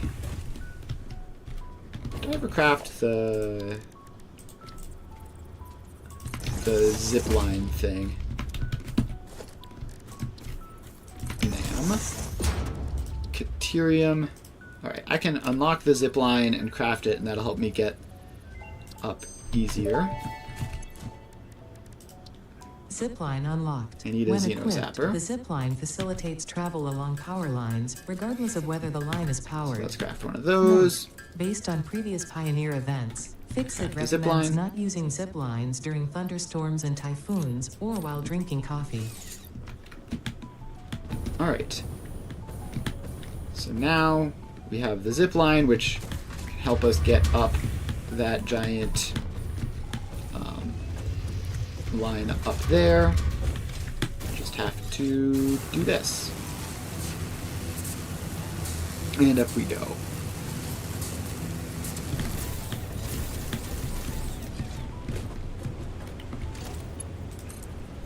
And we just need to get another one of these towers placed in even further up.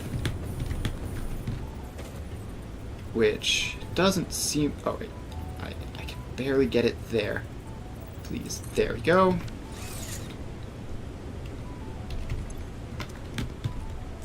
And up we go.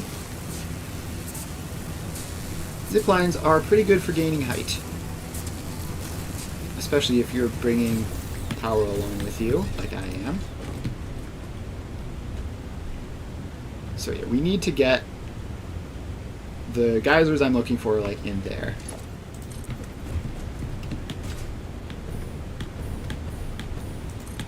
So let's zip line over this way. The power tower spawned in eventually.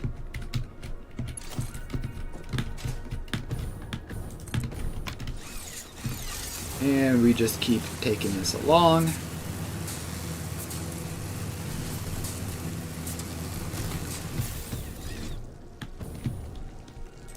Alright. Then we go even further west. Like that way. And we zip line along.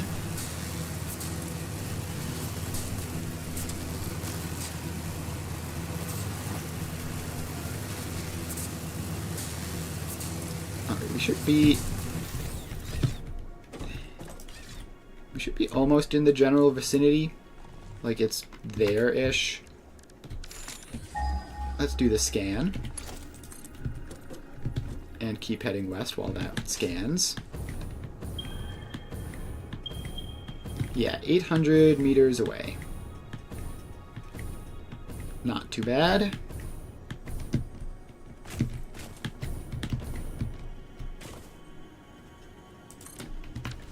Alright, we'll place that one down. And keep going. I don't know exactly how long these go, but it's not infinite. We managed to get that placed in, which is very lucky.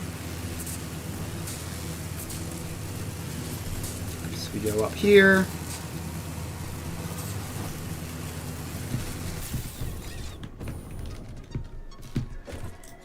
And we scan to figure out which direction we're going. We should be right on top of it, really. 400 meters this way.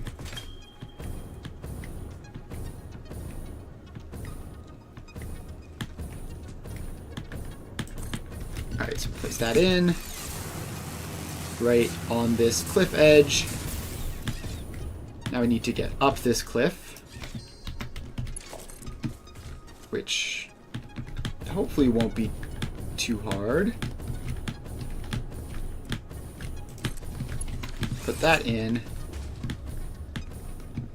Land here temporarily. Climb this tower to gain the height. And get up here. Please let me land on it. Alright, then we get up here. Alright, and here we are. So we put that in. Then we go geothermal. That's one. Get another one over there. Pretty sure there are 3 in this vicinity. Can't find the third. Ah, there it is. So let's hook all of these up to the power pole. And then hook the power pole up to the line. And now we have a good solid couple thousand power that we have to work with.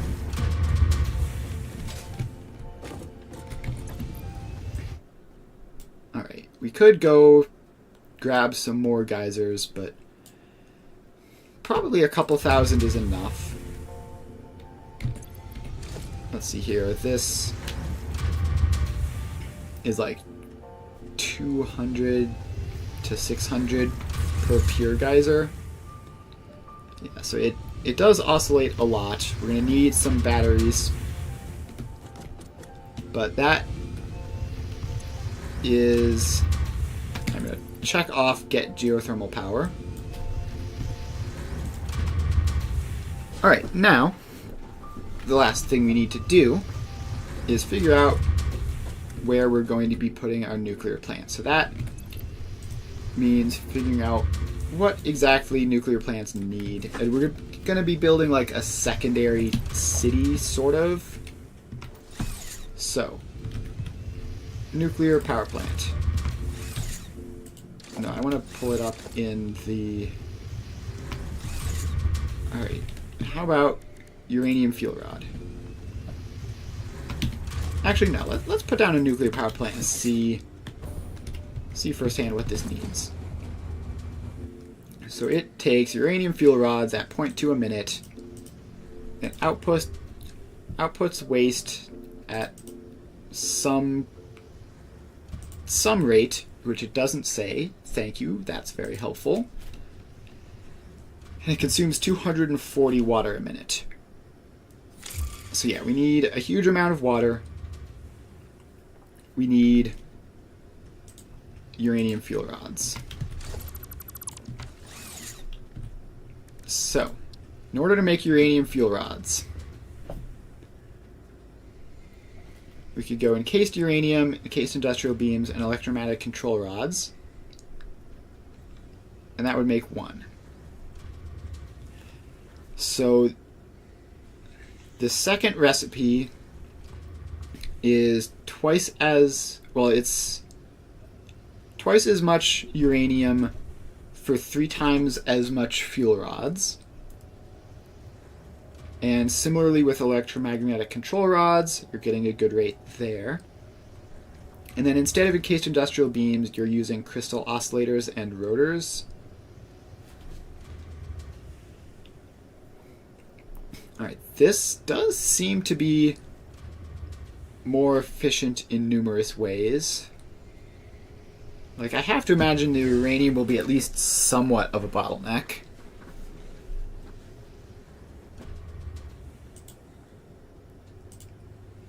Alright, so if we do uranium fuel units, we're going to need as many crystal oscillators as we want fuel rods. I don't know. Crystal oscillators are just miserable to make, which is something worth considering. And they also are pretty expensive in quartz. And so I can make crystal oscillators with just quartz and iron, which wouldn't really help much. Or I could just do encased industrial beams, which are just pretty expensive no matter how you do it, but I wouldn't need that many of them. Because like this is 1.2 per minute. So like one assembler on a encased industrial pipe recipe would make more than 3 of these. Whereas this, crystal oscillators, insulated crystal oscillators would use AI limiters. Electromagnetic control rods also use AI limiters. So that would be a decent savings there. This also uses rubber. Does anything else here use rubber? Not really. Okay. So crystal oscillator would be quartz, AI limiters, which are not really optional anyway. Alright, this is a hard choice. It's not trivial which one to make. Let's just make crystal oscillators using the base recipe. And then rotors using iron.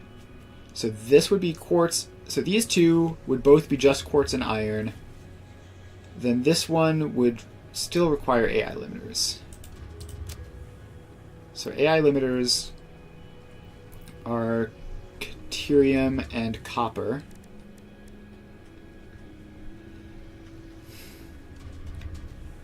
So if we have deuterium and copper,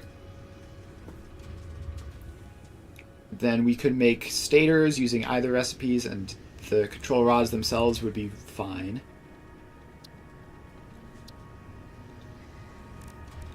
So let's go to the fuel rod. So we're making uranium fuel rods, so we need, in terms of raw resources, we need quartz, iron,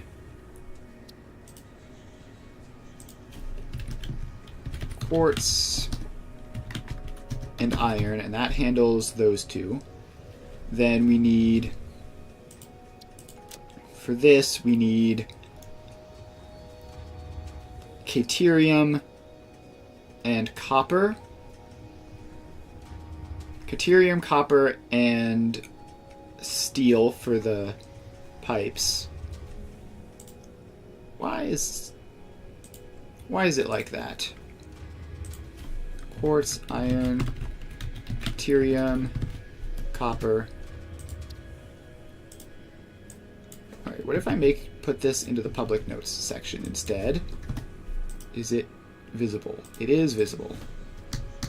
Alright, I don't know what's going on with the private notes section. Quartz, iron, deuterium, copper. And, I mean, we're not doing this, are we? We're not making high-speed connectors. That would be a huge pain. So that's deuterium and copper. Then we could make that with iron. Like, we could make iron-only stators. Alright, what are the ways to make pipes? There's iron pipes, steel pipes, and molded steel pipes. Let's just add coal onto the list of things we need. It's relatively easily accessible. So that has that covered, and that covered. And then for the fuel cell itself, we need uranium. And then, alright, cased uranium cell. We need either uranium, concrete, and sulfuric acid. So sulfuric acid is just sulfur and water, so that's relatively free. And then we have to deal with byproducts. Or we could do infused uranium cell, which adds in quick wire and silica, but doesn't use sulfuric acid, just sulfur, and is substantially more efficient on the uranium side. And then, so this is just a trade-off between adding concrete and adding silica.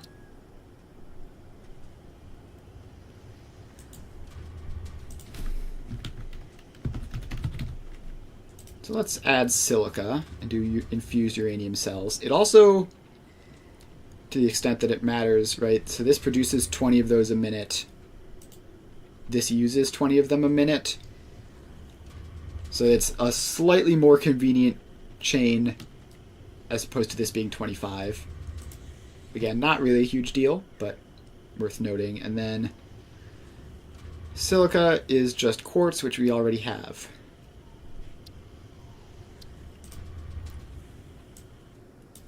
Alright, so to recap, we need a place with quartz, iron, deuterium, copper, and coal. And we can import as much of those things as we like. Oh, and uranium, obviously.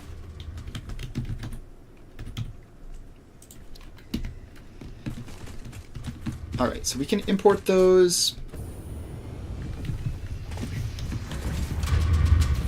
And how much power is this? It's fluctuating between like 1862 and 2500. Should be at least enough to mostly get this started. Alright, can I build a blueprint designer out here? Yeah, I should be able to. Although, it'd be easier to build it off the edge. So make that snap to the world grid. And just build a quick foundation like this.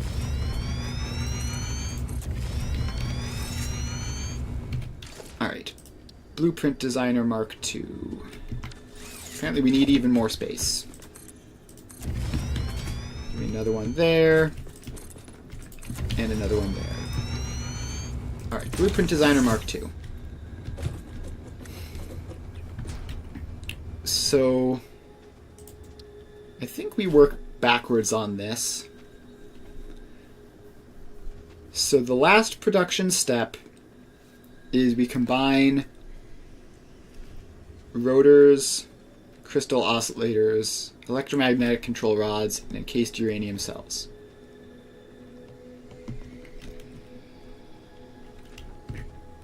So the last step we have to take is just combining 4 things together in a manufacturer.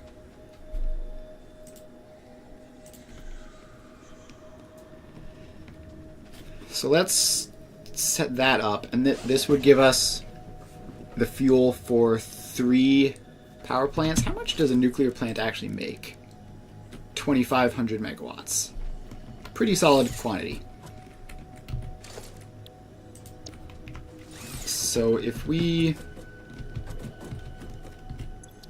load up the auto-connecting box shell, we have 4 inputs.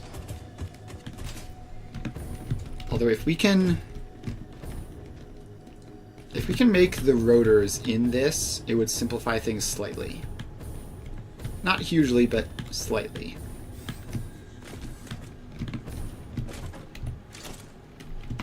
So we need to make rotors, which be rods and screws. Nah, that's probably... let's make the rotors on their own separate thing.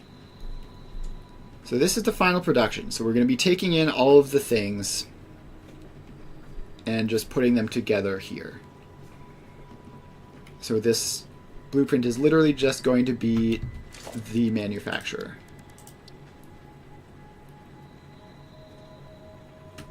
So manufacturer. That's the wrong one, so we go there. 1, 2, 3, 4.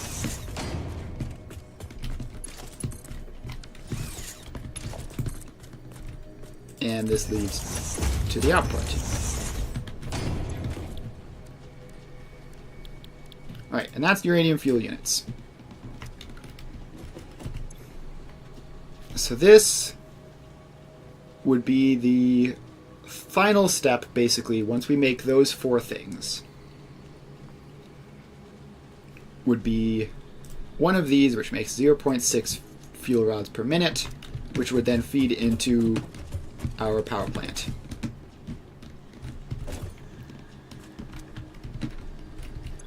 So let's just save this as a blueprint.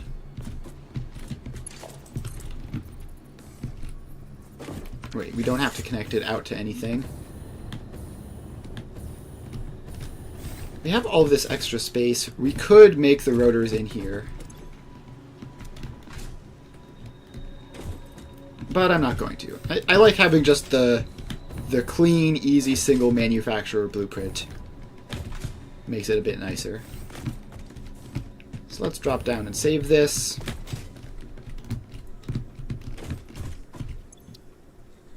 As uranium fuel rod. Which...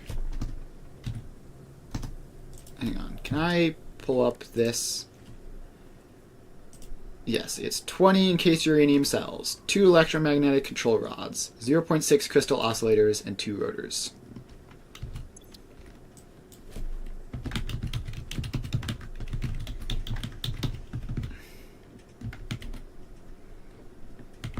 to...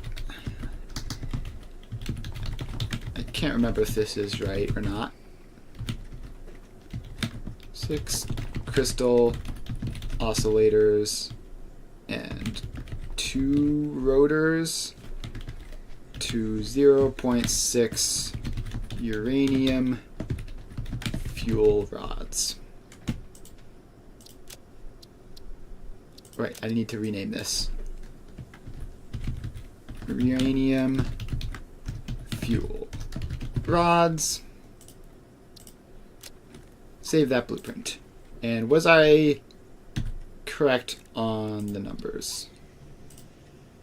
I was. Huzzah! Alright, so then we clear that and reload the box shell. So we need to make 2 rotors, basically. We need a blueprint that just takes in iron ingots and makes 2 rotors, which should be pretty trivial.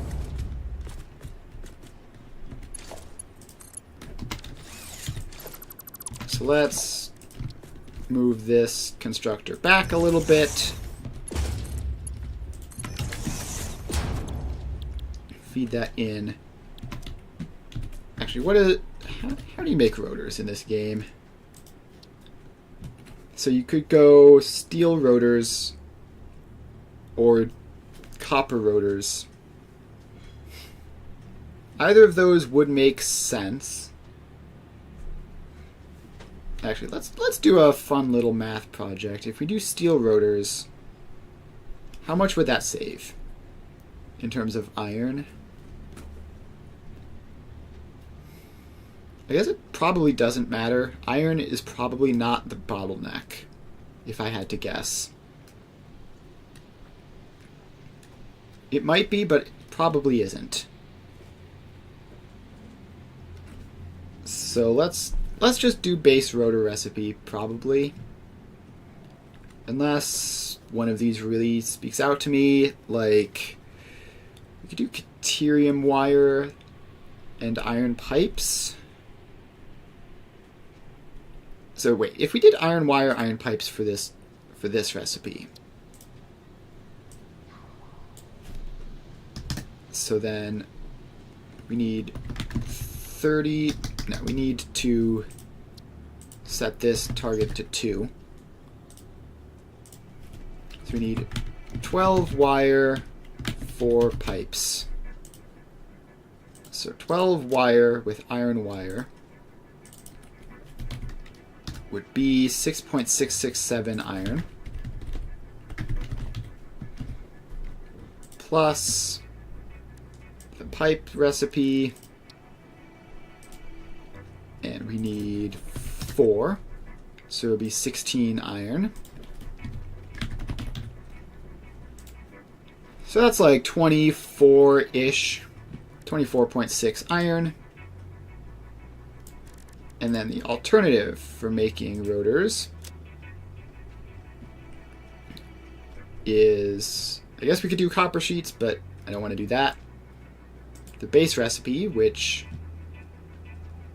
is, yeah, that was this set to 2, right? Because 2 is how many we need? Yes. All right, cool. So then base rotor recipe, set it to 2. So we would need 50 screws and 10 rods. 10 rods, 50 screws. So rods are just 1-to-1, so that's 10 iron. And then screws are 5-to-20, so we would need 12.5 iron there, because it's a 4th. So then that would be 22.5 iron, which is marginally more efficient. And if we really wanted to get fun, we could use steel screws alt recipe. But yeah, let's not do that. Let's just use good old default rotors. It's not going to add up to much at the end of the day. So this is 10 rods. And we actually... Why is dismantle not seeing that belt? So we need this to split like that, so we can send... Alright, then we need this to come down and in there. So then we need another constructor,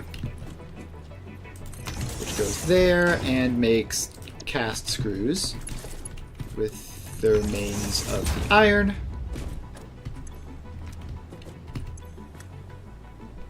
And is that really exactly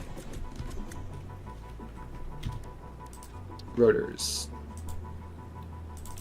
2 rotors, yeah, it is 50 per minute. So it is exactly a constructor of screws. Alright, then we just send both of these down. We just send them down to bottom floor where we finish the rotors.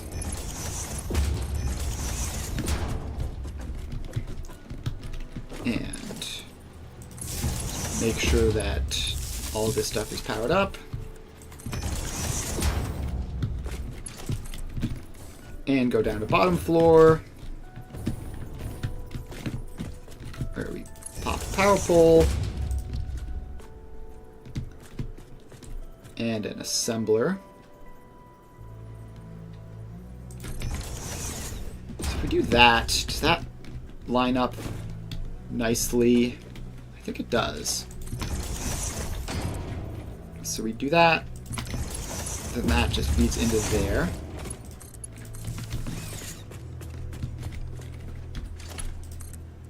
And then we bring these conveyor lifts down.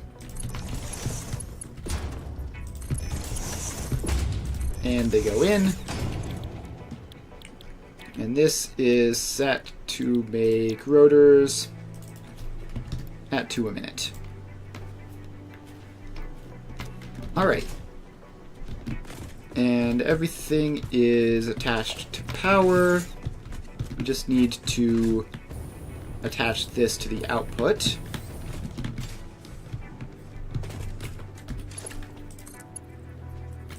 Alright, that's that. And there's no need for faster belts there. So we just save this as nuclear rotors.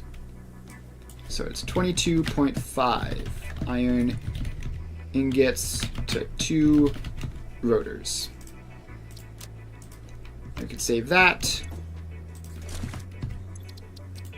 and clear it. Alright, so then the next thing we need for our uranium fuel rods is the crystal oscillators. So let's put in another box shell. And let's make the crystal oscillators. So first we need to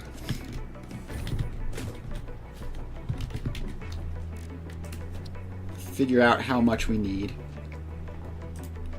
So we need 0.6 per minute, which is 1.5 reinforced iron plates, 8.4 cables, 10.8 quartz. Alright, so then reinforced iron plates is just iron. Yeah, so we can just do iron and screws for that. So we have a very similar thing here. We do that and that.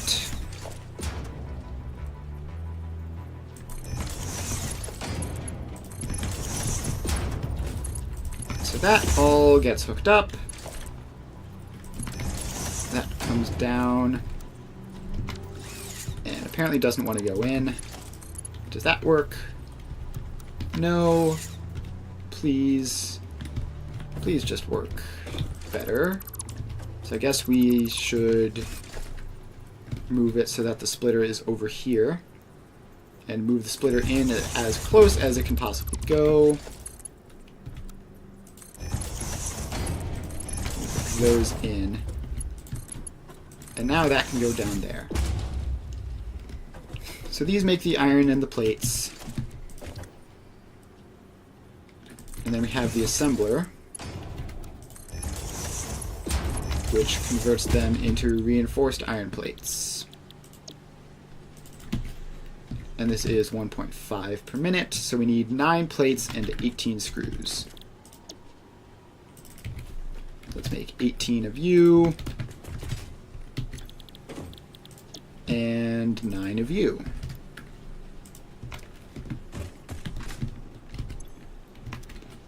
Alright, so that is reinforced iron plates for crystal oscillators.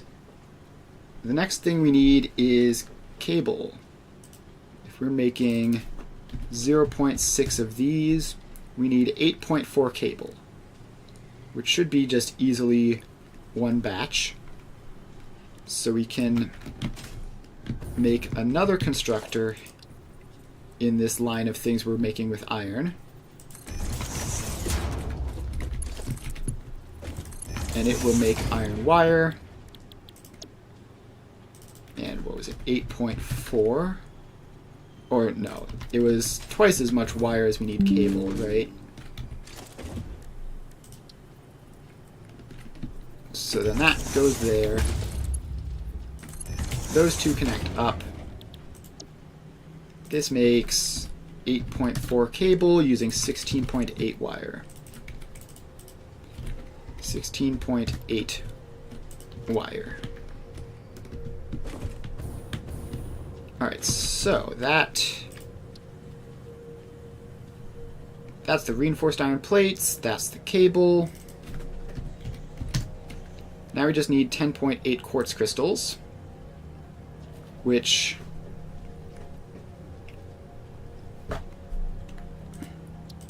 what is this quartz purification nonsense? What is dissolved silica even for? It's for a very specific recipe. Okay, we're just going to ignore that.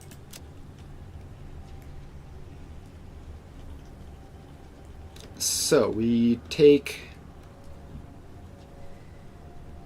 quartz crystals, and we take quartz, we make quartz crystals, should be easy. 22.5 per minute, and we need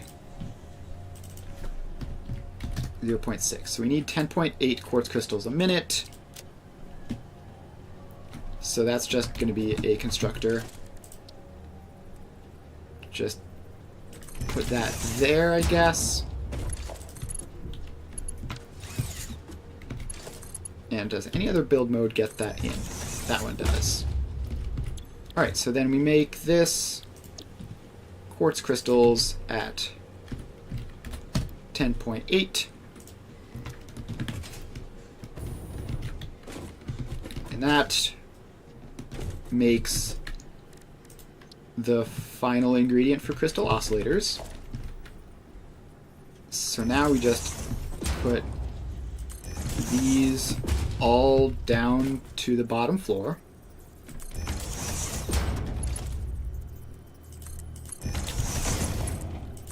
So just put all these down to the bottom floor and assemble them up, or manufacture them up, I believe. And that'll be another step done. Although we're going to have to get a bit more creative than usual in terms of the outputs, but shouldn't really be a problem. We can just put the output like there, and then like that. Alright, now we drop down here.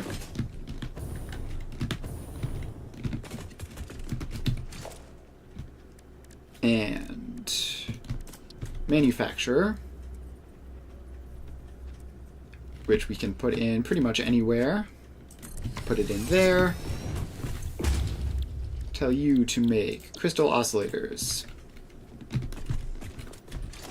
And then for the inputs, we take that, that, and that. And we just belt all of these in very naturally.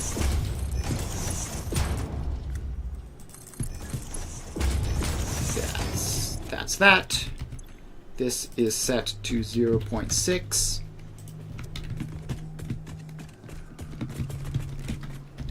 And finally, we take that in there. Alright, so now we just need to power everything up. So we attach a power line to that, bring that over there. Bring this power line up to the top floor, which will need to be at least Mark II. And we are going to need to connect all of these buildings up. Although we're actually going to have to swap that around a little bit so that we have some openings on this for external attachments and the like. Hello! I am currently constructing... Well, I'm constructing blueprints that I can use to make nuclear power. That's what I'm currently doing. I am pretty good. Having a very productive stream so far. Alright, so then that still has 2 free nodes, which is probably enough. Alright, that one was quietly not hooked up to anything, so we can get that. And aside from that, that's all good. So this is, let's see here, 13.5 iron plus 4.5 iron, so that's 18 iron there. So that's 27.3 iron. 27.3, 20, not 2.3, 27.3. Alright, then we have 18 raw quartz.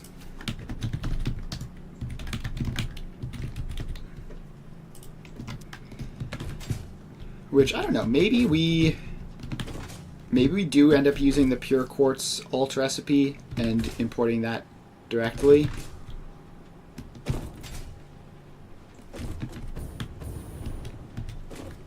Quartz crystal. Yeah, let's do that.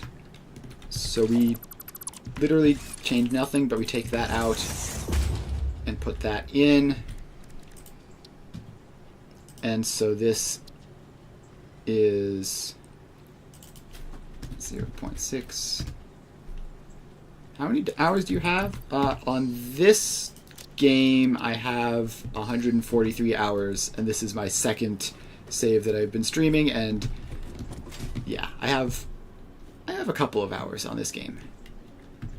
So, let's see here. This is 10.8 quartz crystals. 10.8 quartz crystals.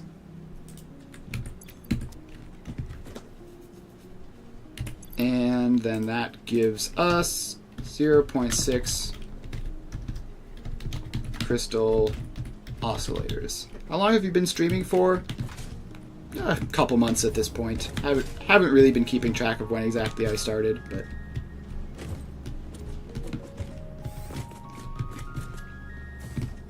Alright, so then we drop down and we save this as nuclear oscillators, which is 27.3 iron ingots and 10.8 quartz crystals to 0.6 crystal oscillators. And we save that, and we clear it. Alright, our inventory is filling up with junk. Let's get some of this junk out of the inventory. Alright, so that is that. Now we have to go back to uranium fuel rods. So we've done that. We've done that. We just need to do the electromagnetic control rods and the encased uranium cells.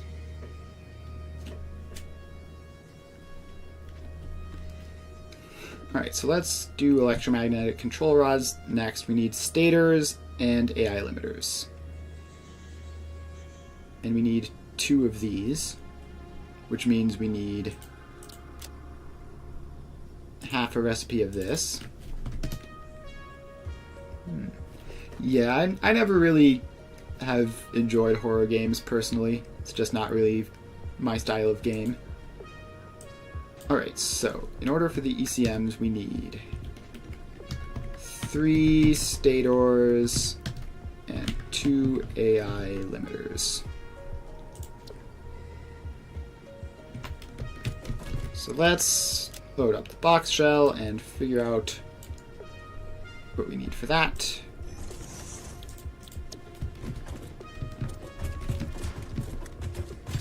Alright, then up here to the entrance.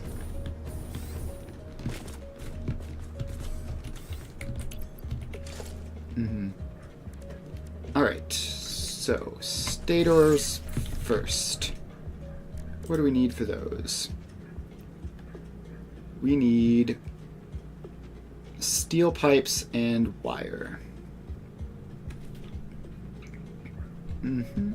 Yeah, there's definitely some similarities between Minecraft and Satisfactory, that's for sure. They're not quite the same, but they're close-ish.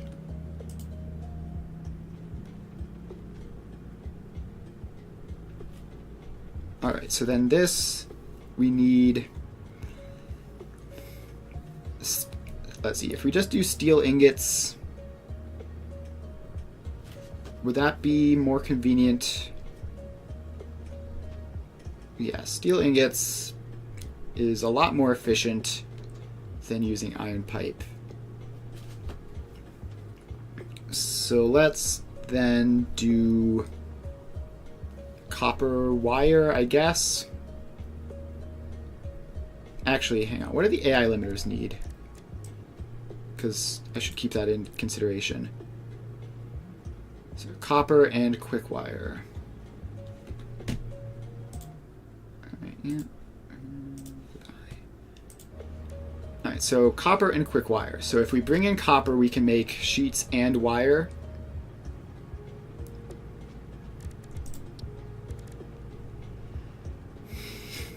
So yeah, let's bring in steel ingots, copper ingots, and deuterium ingots as 3 of our inputs.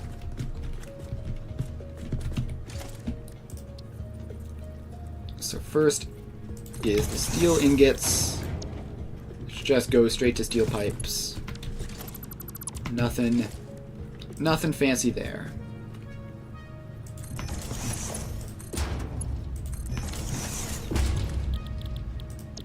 So there we have steel pipes. I don't know how many of those we need. Stators. If we need 3 stators per minute, that's 9 steel pipes and 24 wire.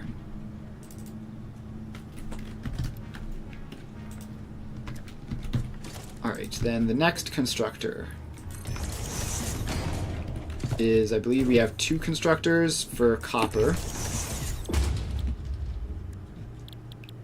So we make copper wire and copper sheets.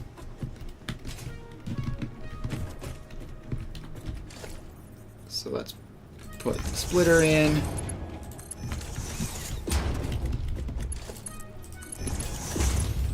And attach all that stuff up.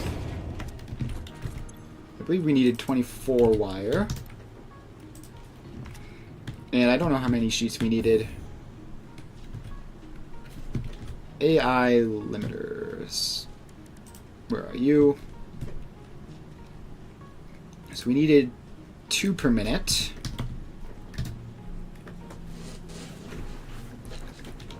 So we need 10 copper sheets. Which is perfectly one recipe. Alright. So we take the wire and the steel pipes and we assemble them into the stators. So those connect up. That comes out there before going in there and connecting up. So then this is stators. So we set that to 3. Alright, AI limiters. We need the sheets and we need a constructor for Caterium.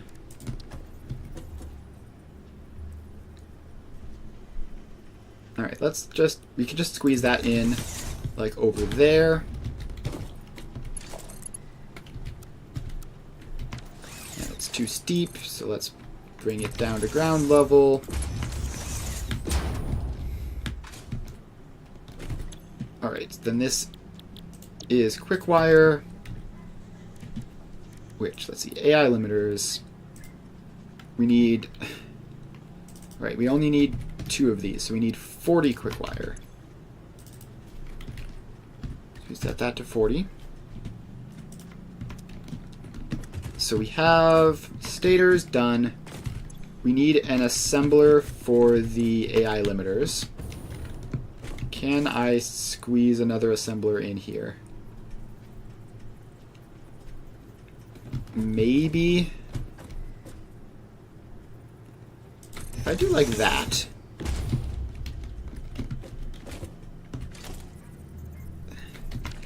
Yeah, these are too close to each other then. So what I need to do is actually shift this assembler in closer. For this, the stator assembler. If I put that like there. And move it back some. That's too far towards the edge. So if we go like that. And then this assembles stators at 3 per minute. Then that can get its floor hole like there. And send them down. And then this is the AI limiters. And we need 2 per minute. So that's the quick wire going in, and we just need to grab these copper sheets. Oh, hang on. That was the copper sheets one there. So let's actually swap those around. So we paste that, and then we make this one copper sheets. So we have 24 wire going into there, and now this goes up and around the walls.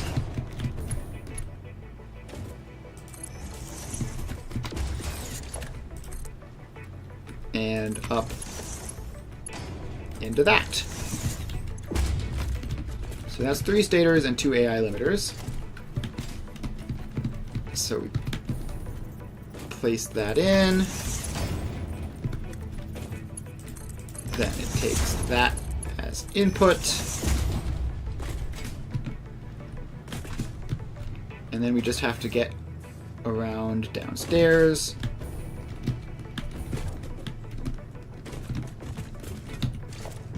And we need is it just an assembler recipe? Surprising, but I'm not going to complain about it being easy. So then that goes into there. That goes into there. And you make electromagnetic control rods at 2 per minute. Alright, so then we just have to figure out where we're outputting this to. Is there space here? I think barely. So if we do that, and that goes in there, and yeah, that looks like it fits. So now we go down here.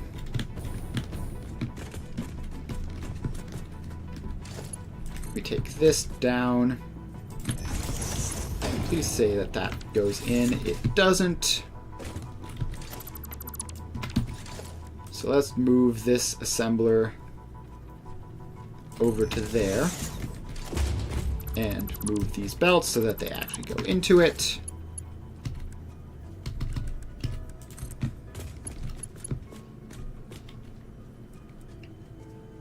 So this has to come out and around, and this one just goes directly in. And then the output goes out.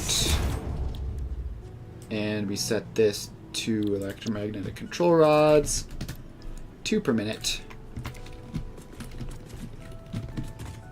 And that should be that. So we just need to hook up the power lines. So let's do this.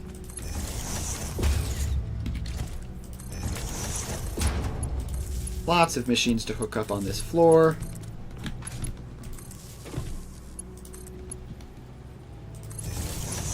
So let's hook all of those up. Did I get that one? I did.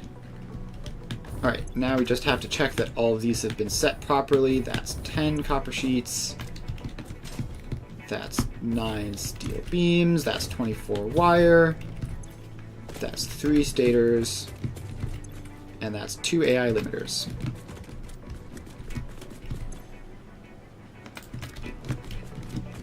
Alright. That is electromagnetic control rods. I have to figure out how much it actually is in terms of the inputs.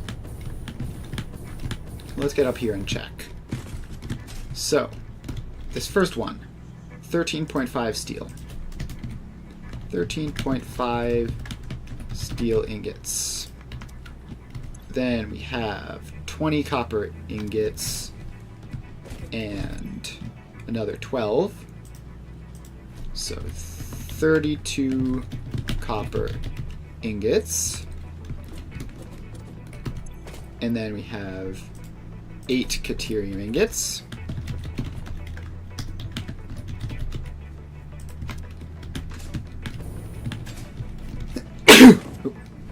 Sorry about that. And that is all, and that goes to 2 electromagnetic control rods.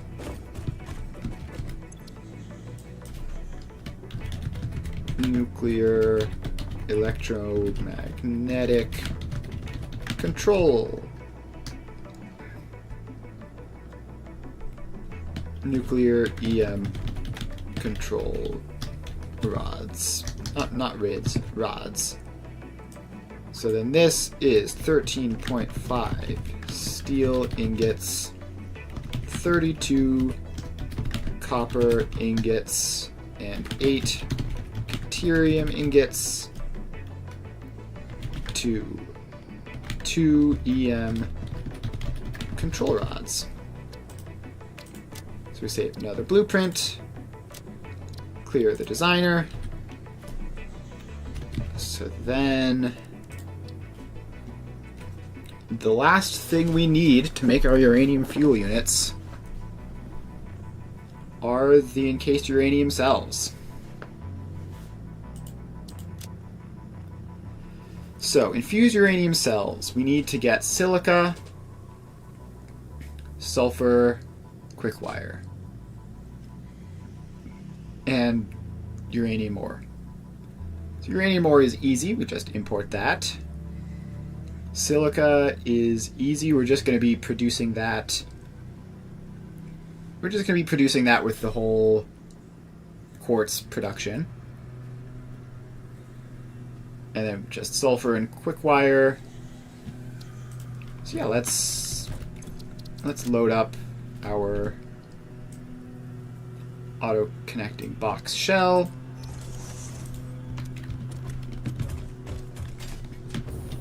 And build this.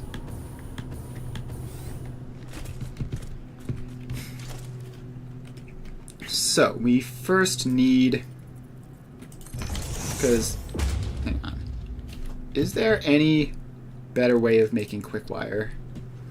I guess we could do fused quick wire to use copper for it instead, and that would let us import quick wire instead of caterium ingots. But I think importing caterium ingots is just cleaner and easier. So we're just going to do that. So we need... Actually, how much quick wire do we need for this? Uranium. We need 75 quick wire per minute, which isn't a small amount, but it's also not huge. So let's set this to quick wire. That's 60, which means we're going to need 2 constructors. So let's shift them back a little bit. Quick wire and quick wire. And the second one will be at 15.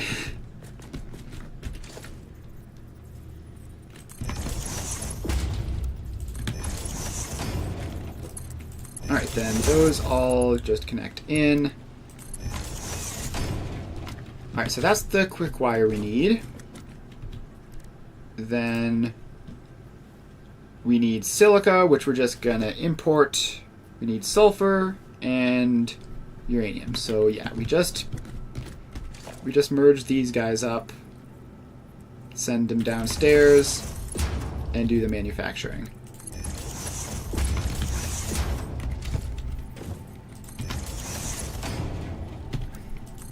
Alright, then, so that goes downstairs, and we will also send that's silica, that's sulfur, and uranium. Does this not? Alright, so this line isn't quite lined up. So these go lined up like that.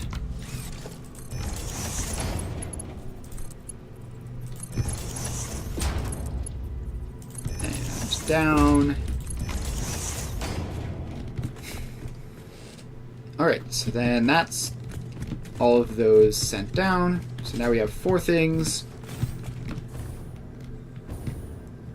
And we just have to combine them up in a manufacturer and send them back up. So because I have 3 things lined up there, I'm going to bring them down to ground level first, and then try to see if I can get this manufacturer to line up with them.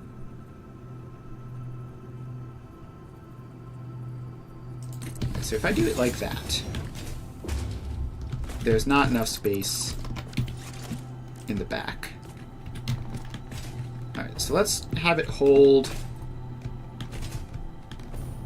and aligned like that, and then squeeze it in a bit more. We put it like that.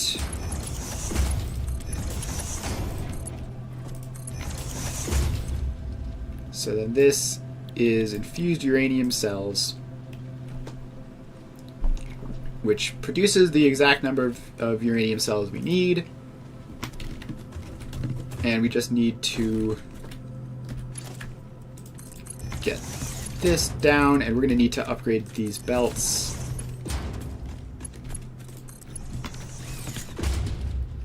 So yeah, all of these quick wire carrying belts are going to need to be Mark II.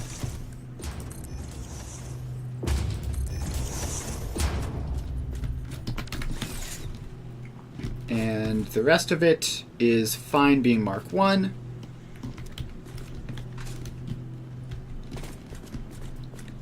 Alright, then this goes there and comes down to like there-ish, where it can connect up with that. And that's that.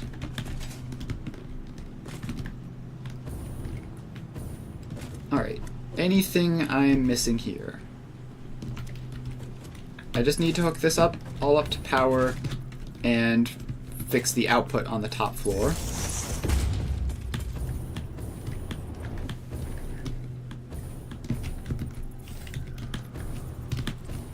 Alright, so then that goes there. Those two get hooked up to the power lines. That can be a Mark II.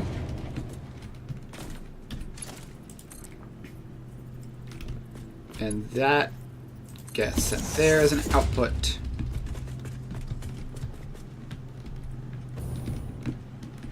Alright, I believe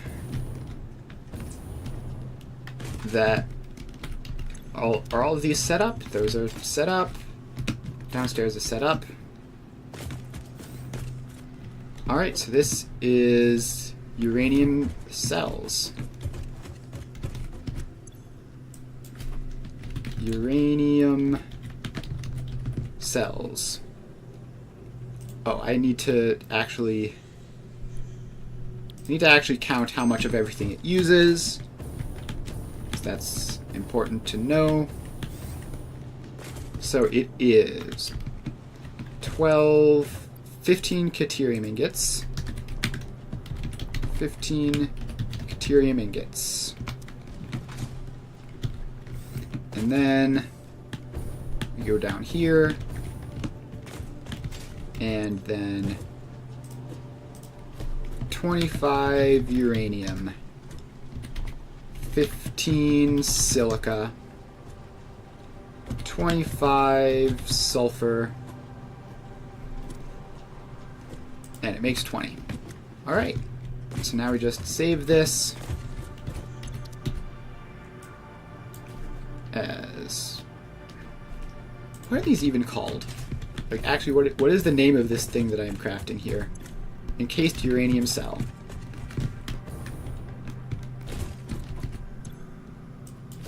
Alright, so we call this uranium cell, and it is 15 deuterium ingots, 25 uranium, 15 silica, 25 sulfur,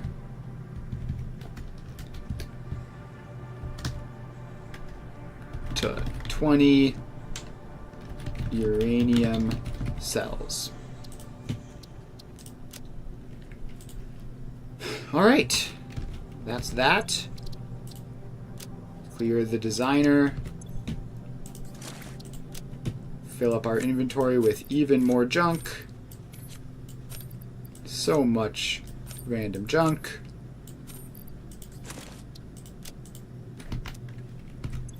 And clear out all of this stuff. Almost done. Don't need all of these stacks of concrete. And I don't need 2.5 stacks of motors. Or 36 rotors, or 68 deuterium ingots. Don't need 1 extra fuel. Alright. So that is everything. So, let's put down a sign here. So we put down a sign. And this sign is just going to be layout text. So it is 15 Caterium ingots, 25 uranium, 15 silica, 25 sulfur. And then we have another sign. We're just going to have one of these giant signs for each of the 4 things we're building here. So, if we find this, then the EM control rods are 13.5 steel, 32 copper, 8 caterium. 13.5 steel, 32 copper, 8 caterium ingots. Then we have another sign, which I would like to line up approximately with the previous ones, but it doesn't seem to be cooperating, so we'll just have this on this row here. So we have, we've done that, 27.3 iron, 10.8 quartz crystals. I've already forgotten. I literally closed it 2 seconds ago. I've already forgotten. 27.3 iron ingots, 10.8 quartz. 27.3, 10.8. 27.3 iron ingots, 10.8 quartz crystals. And then finally, we have one last sign, which is the rotors, which is 22.5 iron ingots. 2.5 iron ingots. So, I just have to assemble and craft all of these items in these quantities, and that will make us enough to power 3 nuclear generators. And none of these numbers are especially large. Like, I guess 32 copper is a lot, and the iron is going to be a lot when you count it across, like, those two both use iron, and the steel uses iron, but even then, it's going to be, like, less than 100. So yeah, this is my plan for my nuclear power plant. And I think we're not going to use tractors to move this stuff around. I think we're just going to belt it, because it's literally like a couple of buildings, and I want it to be completely invincible to all disruptions, and tractors can be disrupted, whereas belts can't. So yeah, this is this. We will be constructing this starting Monday. So yeah, make sure to stop by on Monday for me to actually start producing my nuclear power plant. I still need to find the location, but like we have the actual plan all set up, so I know what I need to find. And yeah, make sure to stop by on Monday for that. I'll be streaming Satisfactory from 2 to 5 again. And yeah, that's that. Make sure to follow if you haven't.